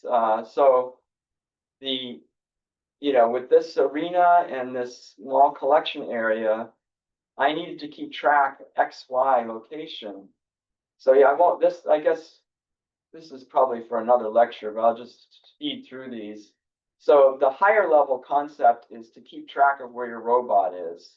And you use kinematics, which is really just a fancy way of saying calculate,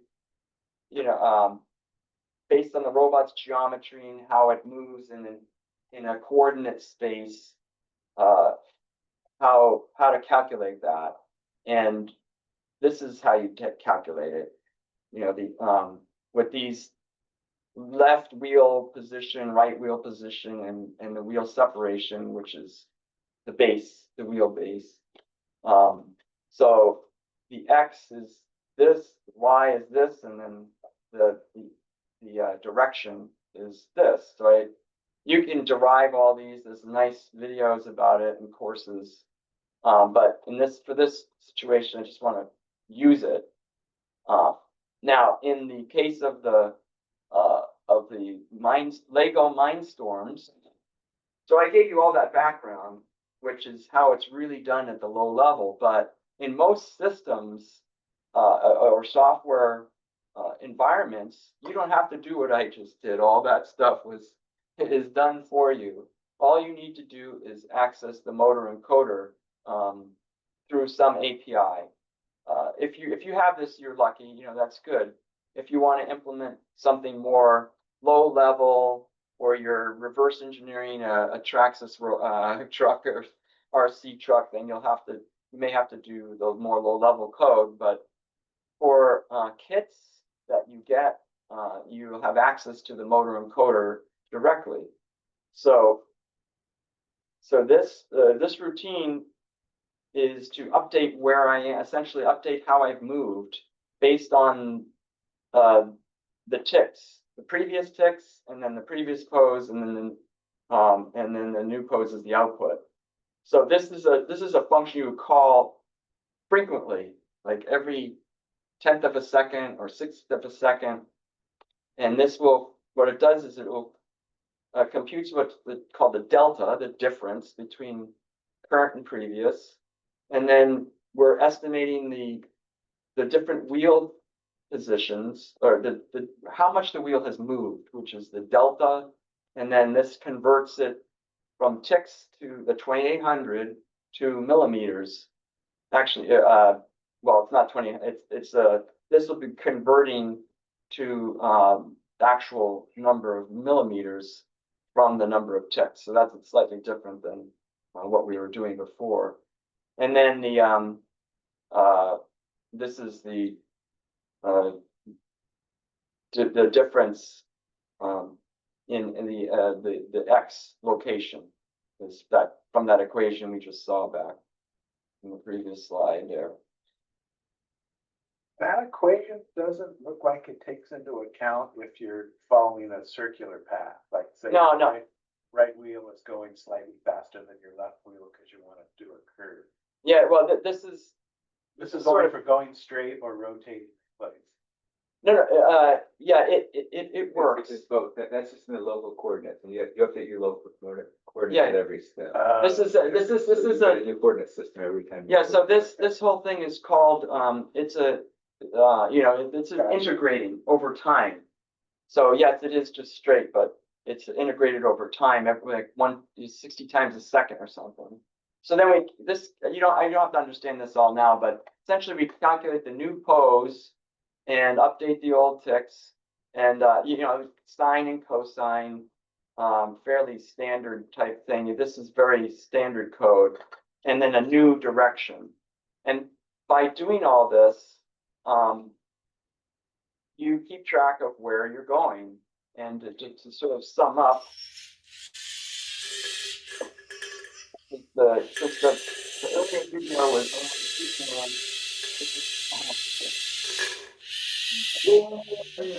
wait for it. They all done? I'm all done. So does he know that there's three, or he looked and saw that there was only three? No, I just implemented 3. Okay. I just ran it 3 times and say, Oh, cool. yeah, I don't look for no cans, because I think he'd Keep looking. keep looking forever. Yeah, I never implemented that. There's always something more to implement, right? Here's some references. I can publish that. This is like a nice article. And that's what we're doing here, by the way, is differential drive robots. Yeah, maybe you could post that in the chat. Yeah, so I can post that. So, Jim. And that's it. Any questions? Yes.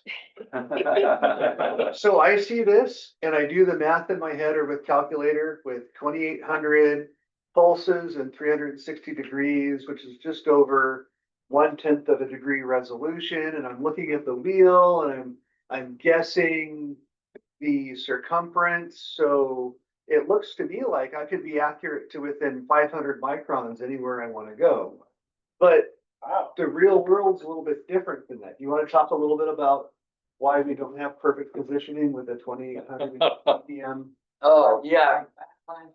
Yeah, I mean, Everybody can, it sounds like you solved geometry, right? Net reckoning. So what are some of the things in the real world that get in the way of this being a practically perfect? Yeah, you're right. I mean, again, I was. Yeah, just for the newer folks in the audience, right? Yes, well, for one thing, wheels slip, okay, they don't have perfect friction with the ground. So if they slip, you generate error, okay? And as Jim just mentioned, there's backlash. What's backlash? When you switch, Okay, say the motor is driving a definite load, there's some resistance to push output shaft rotating. right, there's, So the gear, the electric motor is spinning much faster than the output shaft. Okay, now, let's say you stop the motor. And then you try running the motor in opposite sense. It's gonna turn maybe 3 or 4 turns, taking up the backlash between the gear team and the gearbox. yes, So what you do is, and what I have done, you just put in a constant equals the backlash. And you have it, you know, because you wrote the code, that you change the direction of rotation of the motor. So you just have it ignore that number of pulses from the encoder.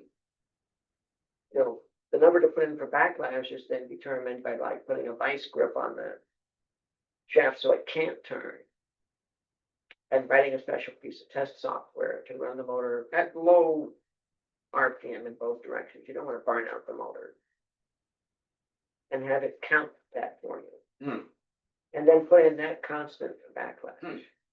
right, so, if you look at these motors as you did, there's a lot of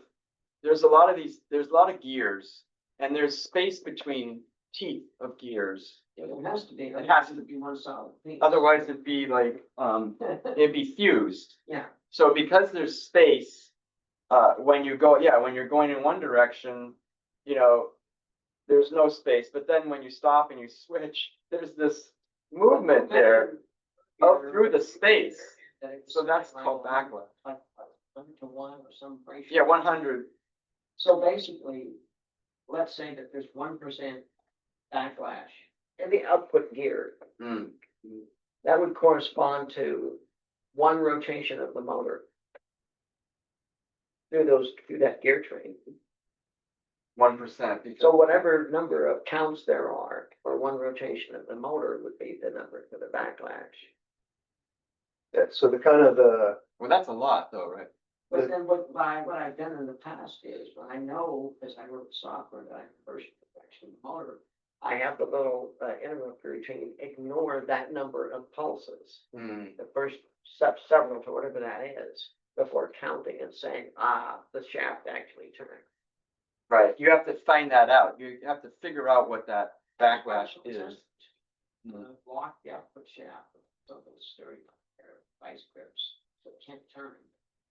Right, so the overall concept here is, this is an analog, it's a mechanical system. Mechanical systems have real world issues with perfection. They're not perfect. Yeah. So error creeps in to the I'm system. wondering, if we have backlash, we don't have gear trains, but we have a mechanism of sorts. There's backlash and. You have a line sensor, you can auto calibrate that. Also, in your equations or whatever, you may not be using generally, even in that robot you saw, I'm taking sort of a shorter cut, not doing the full arc, calculating the exact arc that's occurring. I'm making a straight line approximation. Things like that you should do for convenience. Right. That adds a little error. Well, here's another sense. If it's differential drive, one of these motors turning, and one gearbox has more backlash than the other. Right. Okay, so when it suddenly starts forward, one wheel is gonna start turning before the other one does. Yeah. And it's gonna turn. Yep. Before it starts rolling. Right. Same where it backs up. So, and then. Right. Things in fact may not be perfect. But two of them, even though they might be the same manufacturing batch, are not. They gonna be vary. Exactly the same. amount. Right. Yeah, with two, we didn't get into, yeah, with two wheels, But if you but if double or measure you that, magnify the problem. You can compensate for it in the software. Hmm. In other words, we've been at this for decades and simulation. I learned Yeah. this by doing this for Yeah. decades. Yeah, exactly. So in simulation, everything's perfect to 10 decimal places. The real world is messy. So this is one additional source of input to understand where your robot is. And so as soon as you get your hands dirty with a real robot, you'll get to experience this firsthand. So this is one data input of several that you attempt to kind of fuse together to understand where your robot is in relationship to other things in the real world. And it is a trip once you start building these things and trying them out for real, including things like differential backlash means you apply the same voltage to the same motors on two sides and it doesn't go in a straight line. So Yeah, no, I mean, I don't want to scare anybody. If you, for instance, using something like a system like the Mindstorm NXT kit, a lot of it performs fairly well. It's designed for beginners. You don't have to do any of these weird calculations. I didn't, and you see, if you go to 6 cans, my thing starts putting them, starts losing accuracy. But I didn't account for any of that. Any of that extra stuff. They're talking professional level.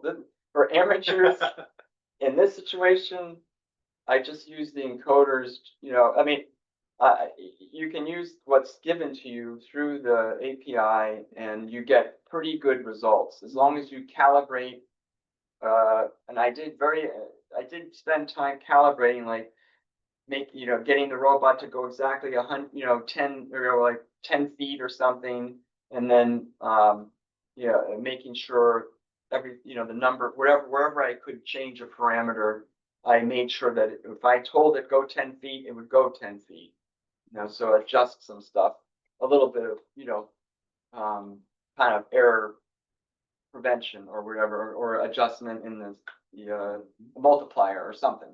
But you don't, those things are optional unless you're trying to do professional, really accurate work. For something like this, it doesn't matter if you're off by inches even eventually. But it compounds over time. It compounds over time. So That's why I One, can't do. 2 cans, fine, 20, you'll never get it, right? So that's for some other thing. And I noticed a lot of these differential drives will have really thin wheels. Because whether you're turning on the inside of the wheel or the outside of the That wheel or the matters. middle of the wheel, that matters a lot because this L parameter you have assumes it's like always the same. Real world again, it's on the inside of the wheel, the outside. right, it's a wheel of diameter 0 width or Yeah. right? Yeah. Yeah. Or diameter. There's a lot of assumptions here, but again, now we're getting into the sort of how do you make a real world thing that you can sell, or then it's different ballgame. If you just step back and look at your demo, it is impressive. If I close my eyes, I stand in the corner of the room and you put 3 chairs out here, I find one and I walk back, I find another. I won't find the corner of the room with my eyes closed, right? Like I'm gonna get lost. I'm gonna Yeah, be you'll over bump into the there. wall and then you'll slide Yeah. along the wall. So the fact that you did that is pretty good. Yeah, basically it's just dead reckoning. Yeah, if you somehow knew, like I'm at X, Y, whatever, and I went this, you'd have to remember all the movements you made. Yeah, you can try to close your eyes and walk through that door. Oh, I see. That is, It's really hard. One final comment, I like that mode, and I'm planning to buy them, so, Yeah, I can post if the you link. could post, like, whatever the part number is, or model number, So- whatever it is on Amazon. I wrote down the model number that's there, but I don't know if that's how it's listed on Amazon. So what you want to look for is N20 motors. Yeah, That's the- N20. N20 is the form factor. And there's a whole bunch of different There's a lot of N20. them. And then the other thing you want to look for is N20 encoder motors. And the encoder would be the magnet. I'll post what I got here. There's a bunch of options there. And then you look, maybe it's a gear ratio that's different between them. All right, so, it is 12:01. We are now in lunch. Come back at. Missed that monologue, that's okay. So let me go ahead and, share my screen for a minute.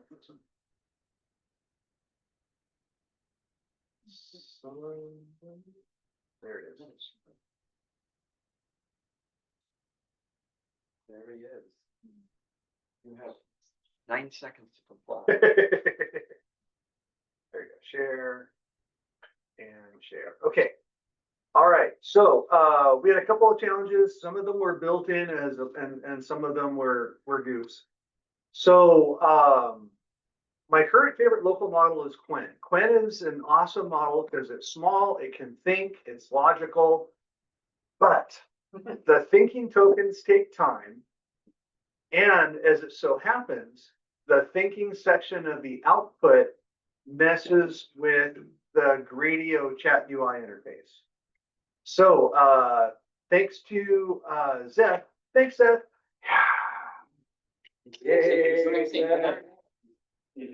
If we take the response and we split it and we take everything after the closing think tag, everything works. So we can call, I don't know what to call it. I'll call these an impedance mismatch, a mismatch between what you're getting and what you need.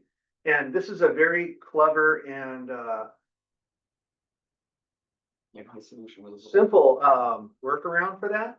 So if we take the output from the LM invoke, we strip out everything, well, we grab everything after the think tag.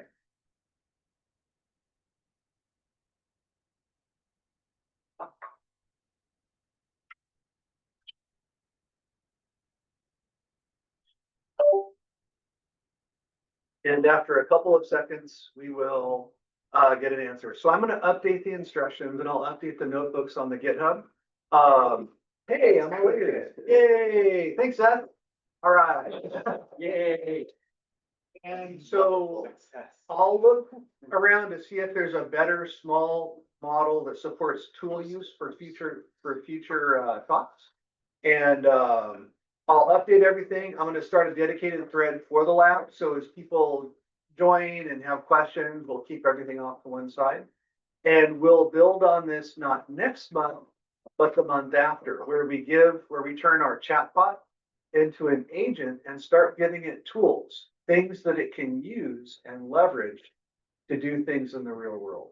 So again, thanks to Zeth, we have a happy ending to our introduction to RSSC AI Labs. That's the next thing is, so Jim, you had asked some questions about the motors. You can still probably order them from cheaper across AliExpress, but if you do a search for N20, I just found out on AliExpress, $3.47. Yeah. Shipped, free shipping? Free shipping, yeah. For even quantity 1 or quantity 2? so I'll put this search link into Amazon if Thank you, appreciate it. you wouldn't. Yeah, I put mine already, I pasted mine, but those are the $12, I mean, $11 ones. You can go to AliExpress and find it for $3.47. Yeah, if you have patience, right? If you can wait, it's still, So even with the. It is probably I slower. fished through this, I was trying to get like different kinds of motors, like, okay, I got a 6-volt motor and a 12-volt motor, and I think those are the exact same motors when you get the different voltages, but one will say like double the RPM, Yeah, like 12-volt, 600 RPM, or 6-volt, 300 RPM. I think they're the exact same. I think motors. the same. So watch out. I think the same exact, no, but I like think they're the mine, exact- if I think they're the apply exact 12 same. volts, it only goes to 300. It will not go to 600 like I don't think you're right. that's what they're claiming. No. The RPM is proportional to the voltage, because that's how motors work. Right, but That's how motors should. but I'm saying when you. But 4 voltage is 4 RPMs. Yeah, but what I'm saying that. Or burn. But you can have different motors that have different voltages that do different RPM. No, that's right. So like, what I'm saying, there's different gear ratios for sure. That's Like, it. the 6-volt and the 12-volt, I think, are the same motor. Yeah, they're the same gear ratio. Well, I'm talking about gear And ratio. half the speed at half the voltage, and they're being marketed as 2 separate motors. They Yes. probably have the same windings and. That's exactly what You're I'm saying. saying- I don't think it's any different, and I've tested as much as I could, and Pretty sure it's the same motor. But what does that mean, though? You still wanna buy the right gear ratio that No, you're. no, yeah, targeting. the voltages, I'd say, I think they're lying. What did they, oh, well, but what, So, what I bought so said. 12-volt, 600 RPM is the exact same motor as 6-volt, 300 RPM, I think. Oh, they're the just exact same taking into motor. account the gear ratio.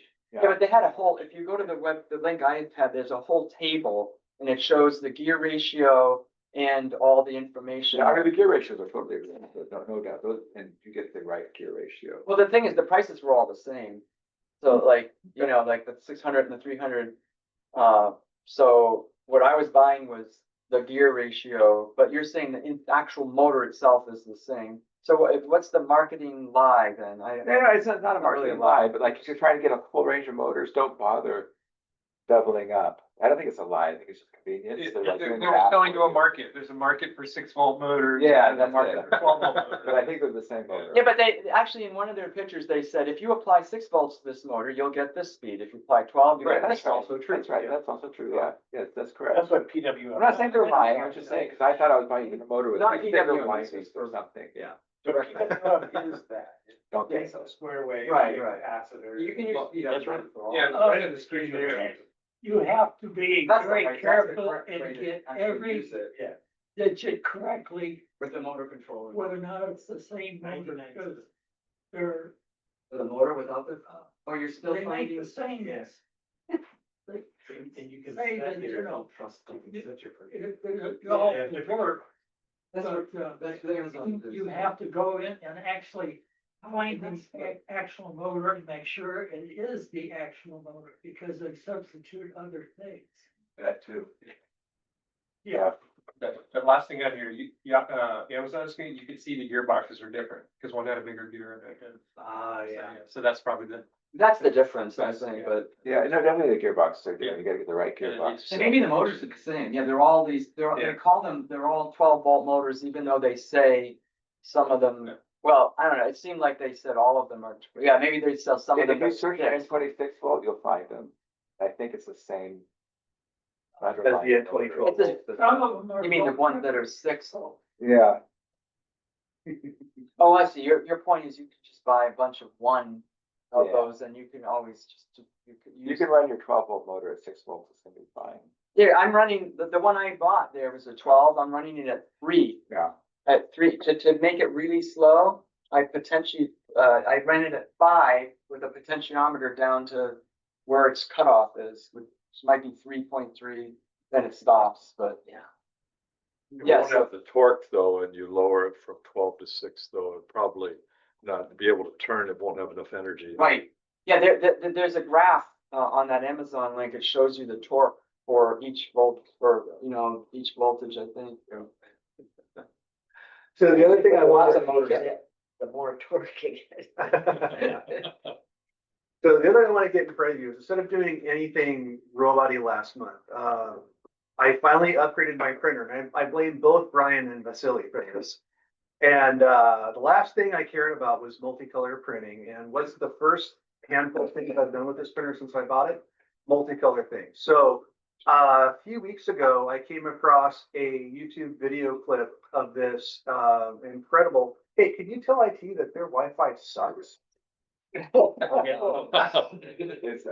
bite the heart. This is from the heart. Don't bite the hand that feeds you an office. No, I can say this because I know the folks that are responsible for it. Alan said their Wi-Fi sucks. So eventually,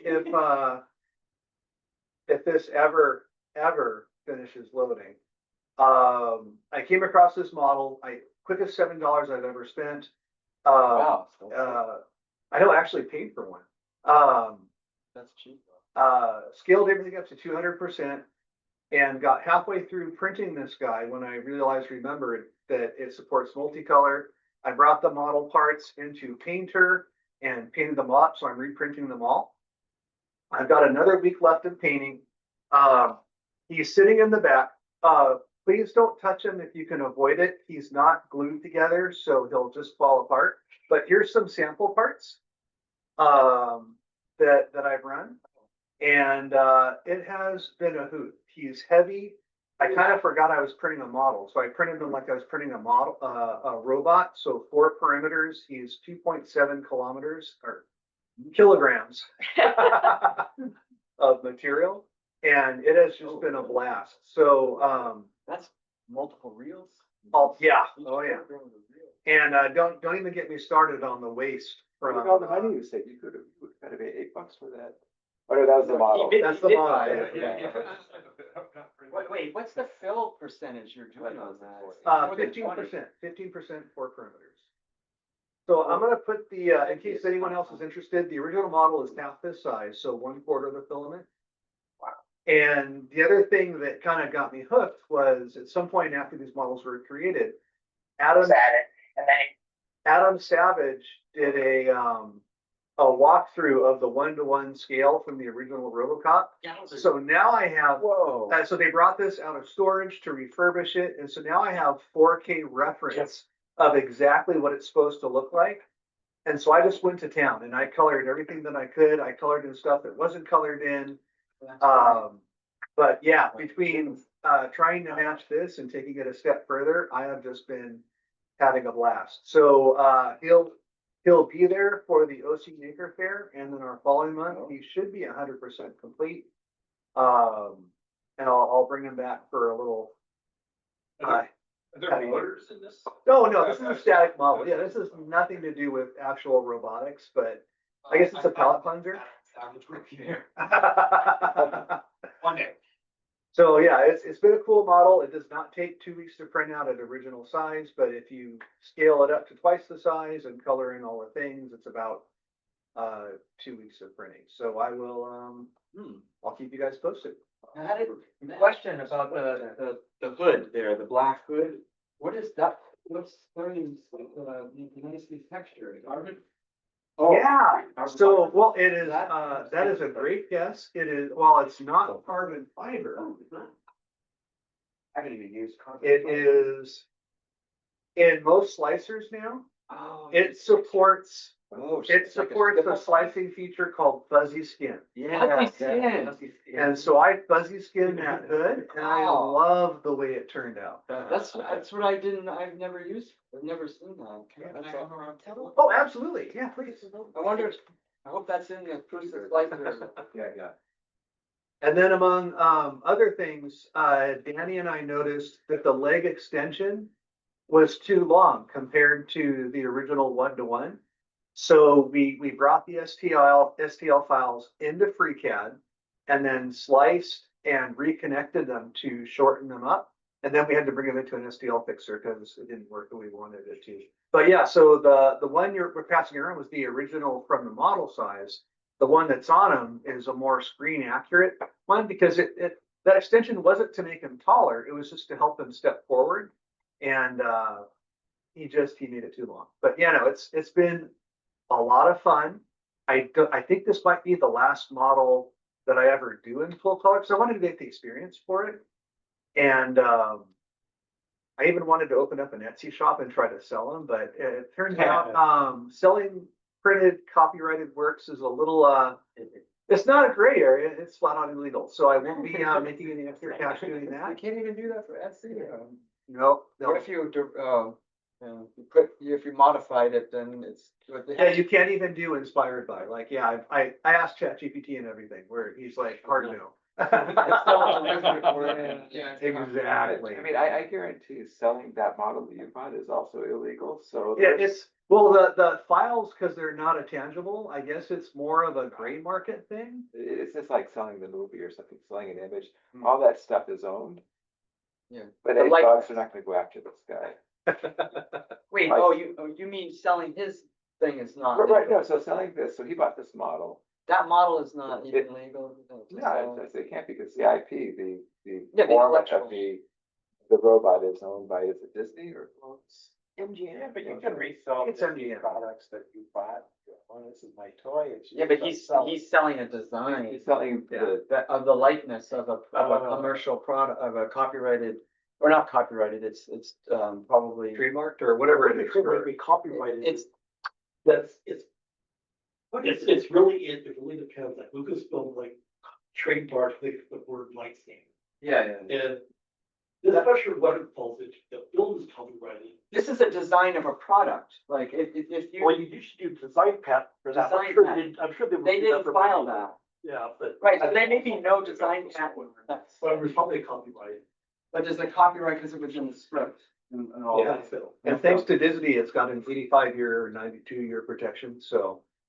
It's a very good question, though. Like, if any robot or any like thing appears in a movie, do they have to have a design patent to go after infringement of 3D models? Or is the copyright, which normally applies to text of a script? Yeah. Copyright is text, right? You can't go. Copy pictures too. Well, picture, yeah, picture. So, but you're making a 3D thing. Is a 3D thing a picture? We need a lawyer to like get.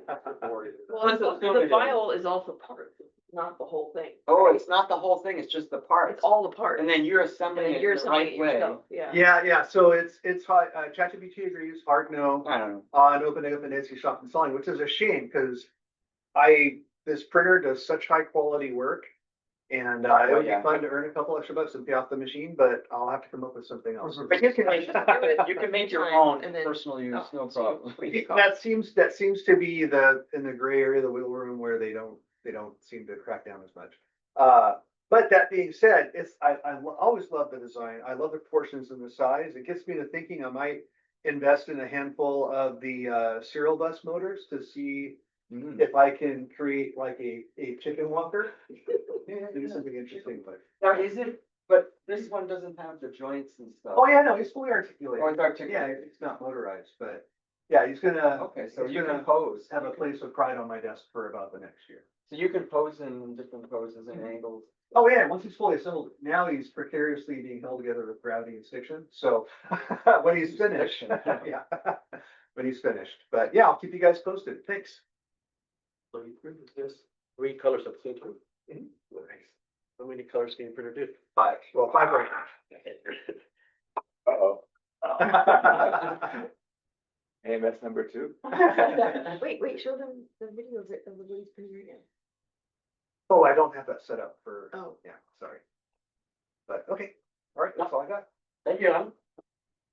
The next, show and tell is Jim. And if anybody else has show and tell, let me know, because Jim is the last one I have. Okay, no. All right, yeah, so for me, I just had a short, a short little not a demonstration, just a view of this. Let's highlight my camera. Please. So you guys know I built the Big Orange based on the SlamTech STP Mini, which was this small robot that SlamTech sold. It came with the LiDAR, the A1 LiDAR, which was like the best reason to buy it because it was so inexpensive. And so after taking it apart, so let me also share the screen. So this is what, no, not during audio, but this is what the original one looked like. And this top level with the LiDAR is on Big Orange. And so this robot was a great robot that could drive around, map the room and do all sorts of stuff as this little guy. And then you could basically, it was designed as a reference robot that people could then try to, or businesses mainly, I don't think it was designed for hobbyists. You could take this apart and then repurpose it on a larger robot, and then all the software could be reconfigured for different sizes and everything, different the dimensions of your robot and the wheel base and all the different parameters for the wheel sizes and all that stuff. So but so I took that apart and it left the bottom. The bottom has a perfectly serviceable set of what we're pretty sure are N20 motors, just the ones I showed you. Yeah, they look just like the one, And the one the- you passed around. Yeah, I think it's the same. The color of these wires are identical, so now I know really. I never knew exactly when I got this. This is 18 or so. This is 7 years old, or gonna say, yeah, more than 7. And so these, so yeah, this board that Danny is profiling here, this was plugged into the main board of the SlamTech that is now board orange. And it has a motor controller, a double H bridge and stuff. And I may have already have the schematic for this. So I might try to reuse this, but worst case, I can unplug these from this board and then do my own thing with the motor controller, such as like this one here, a simple double H bridge motor controller. But this is gonna, yeah, this will serve as, there's the, yeah, you can see the gearing. Did it come with this then? Yeah, it came, well, and this is will be a perfectly decent tabletop robot. And it has the, it has a little caster in the back. And you know, that's basically, this is all you need. It even has an antenna, you know, for Wi-Fi. That's currently unplugged, doesn't plug in anything. So I'm gonna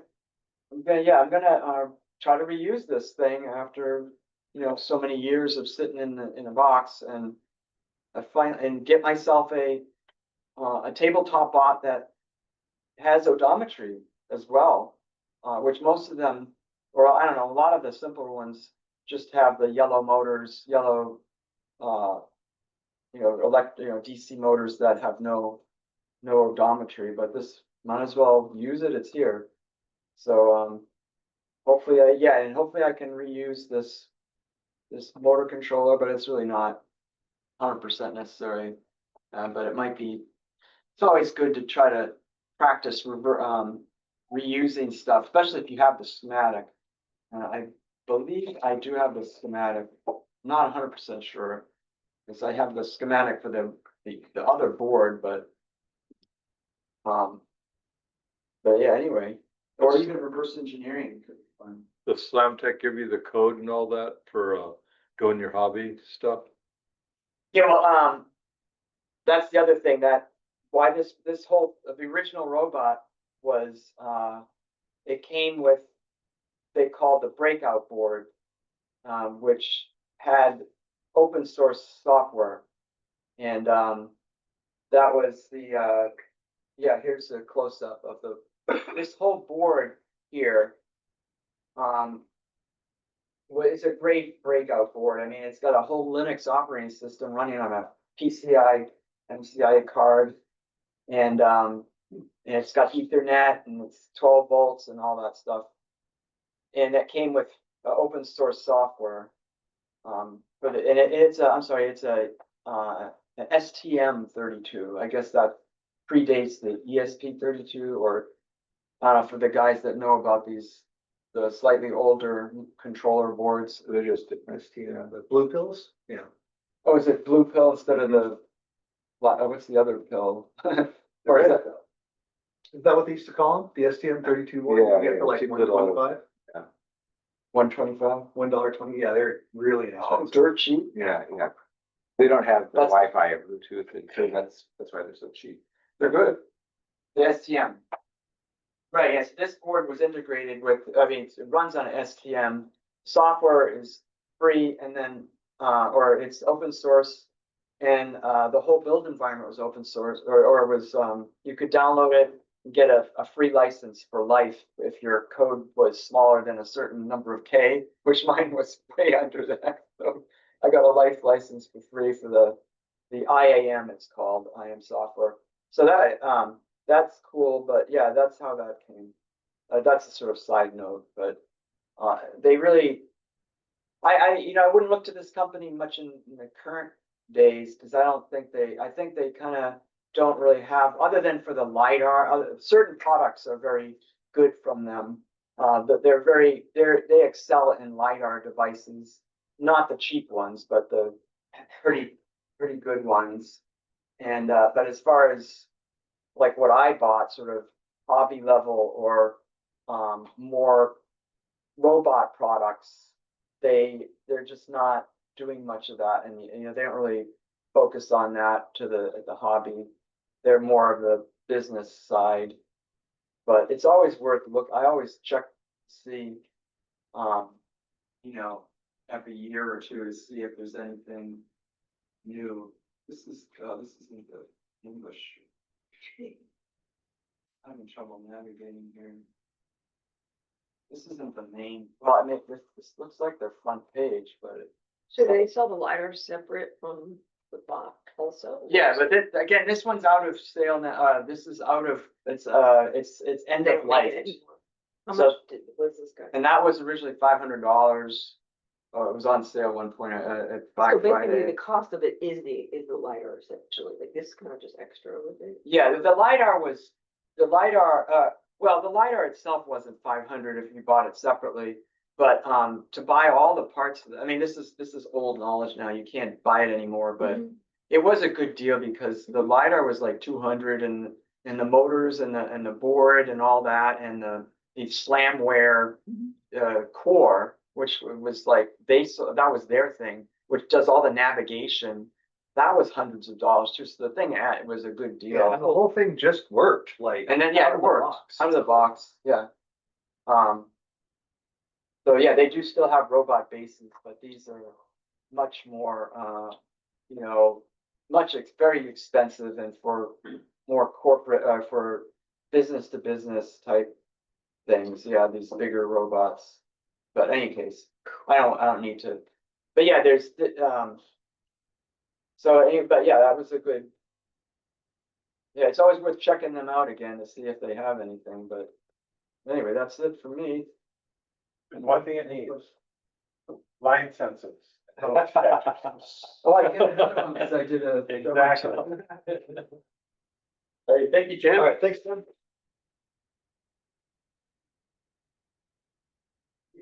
So, Oh, Yeah. stop the yeah, recording. so let's go and stop the recording. We're now in open session.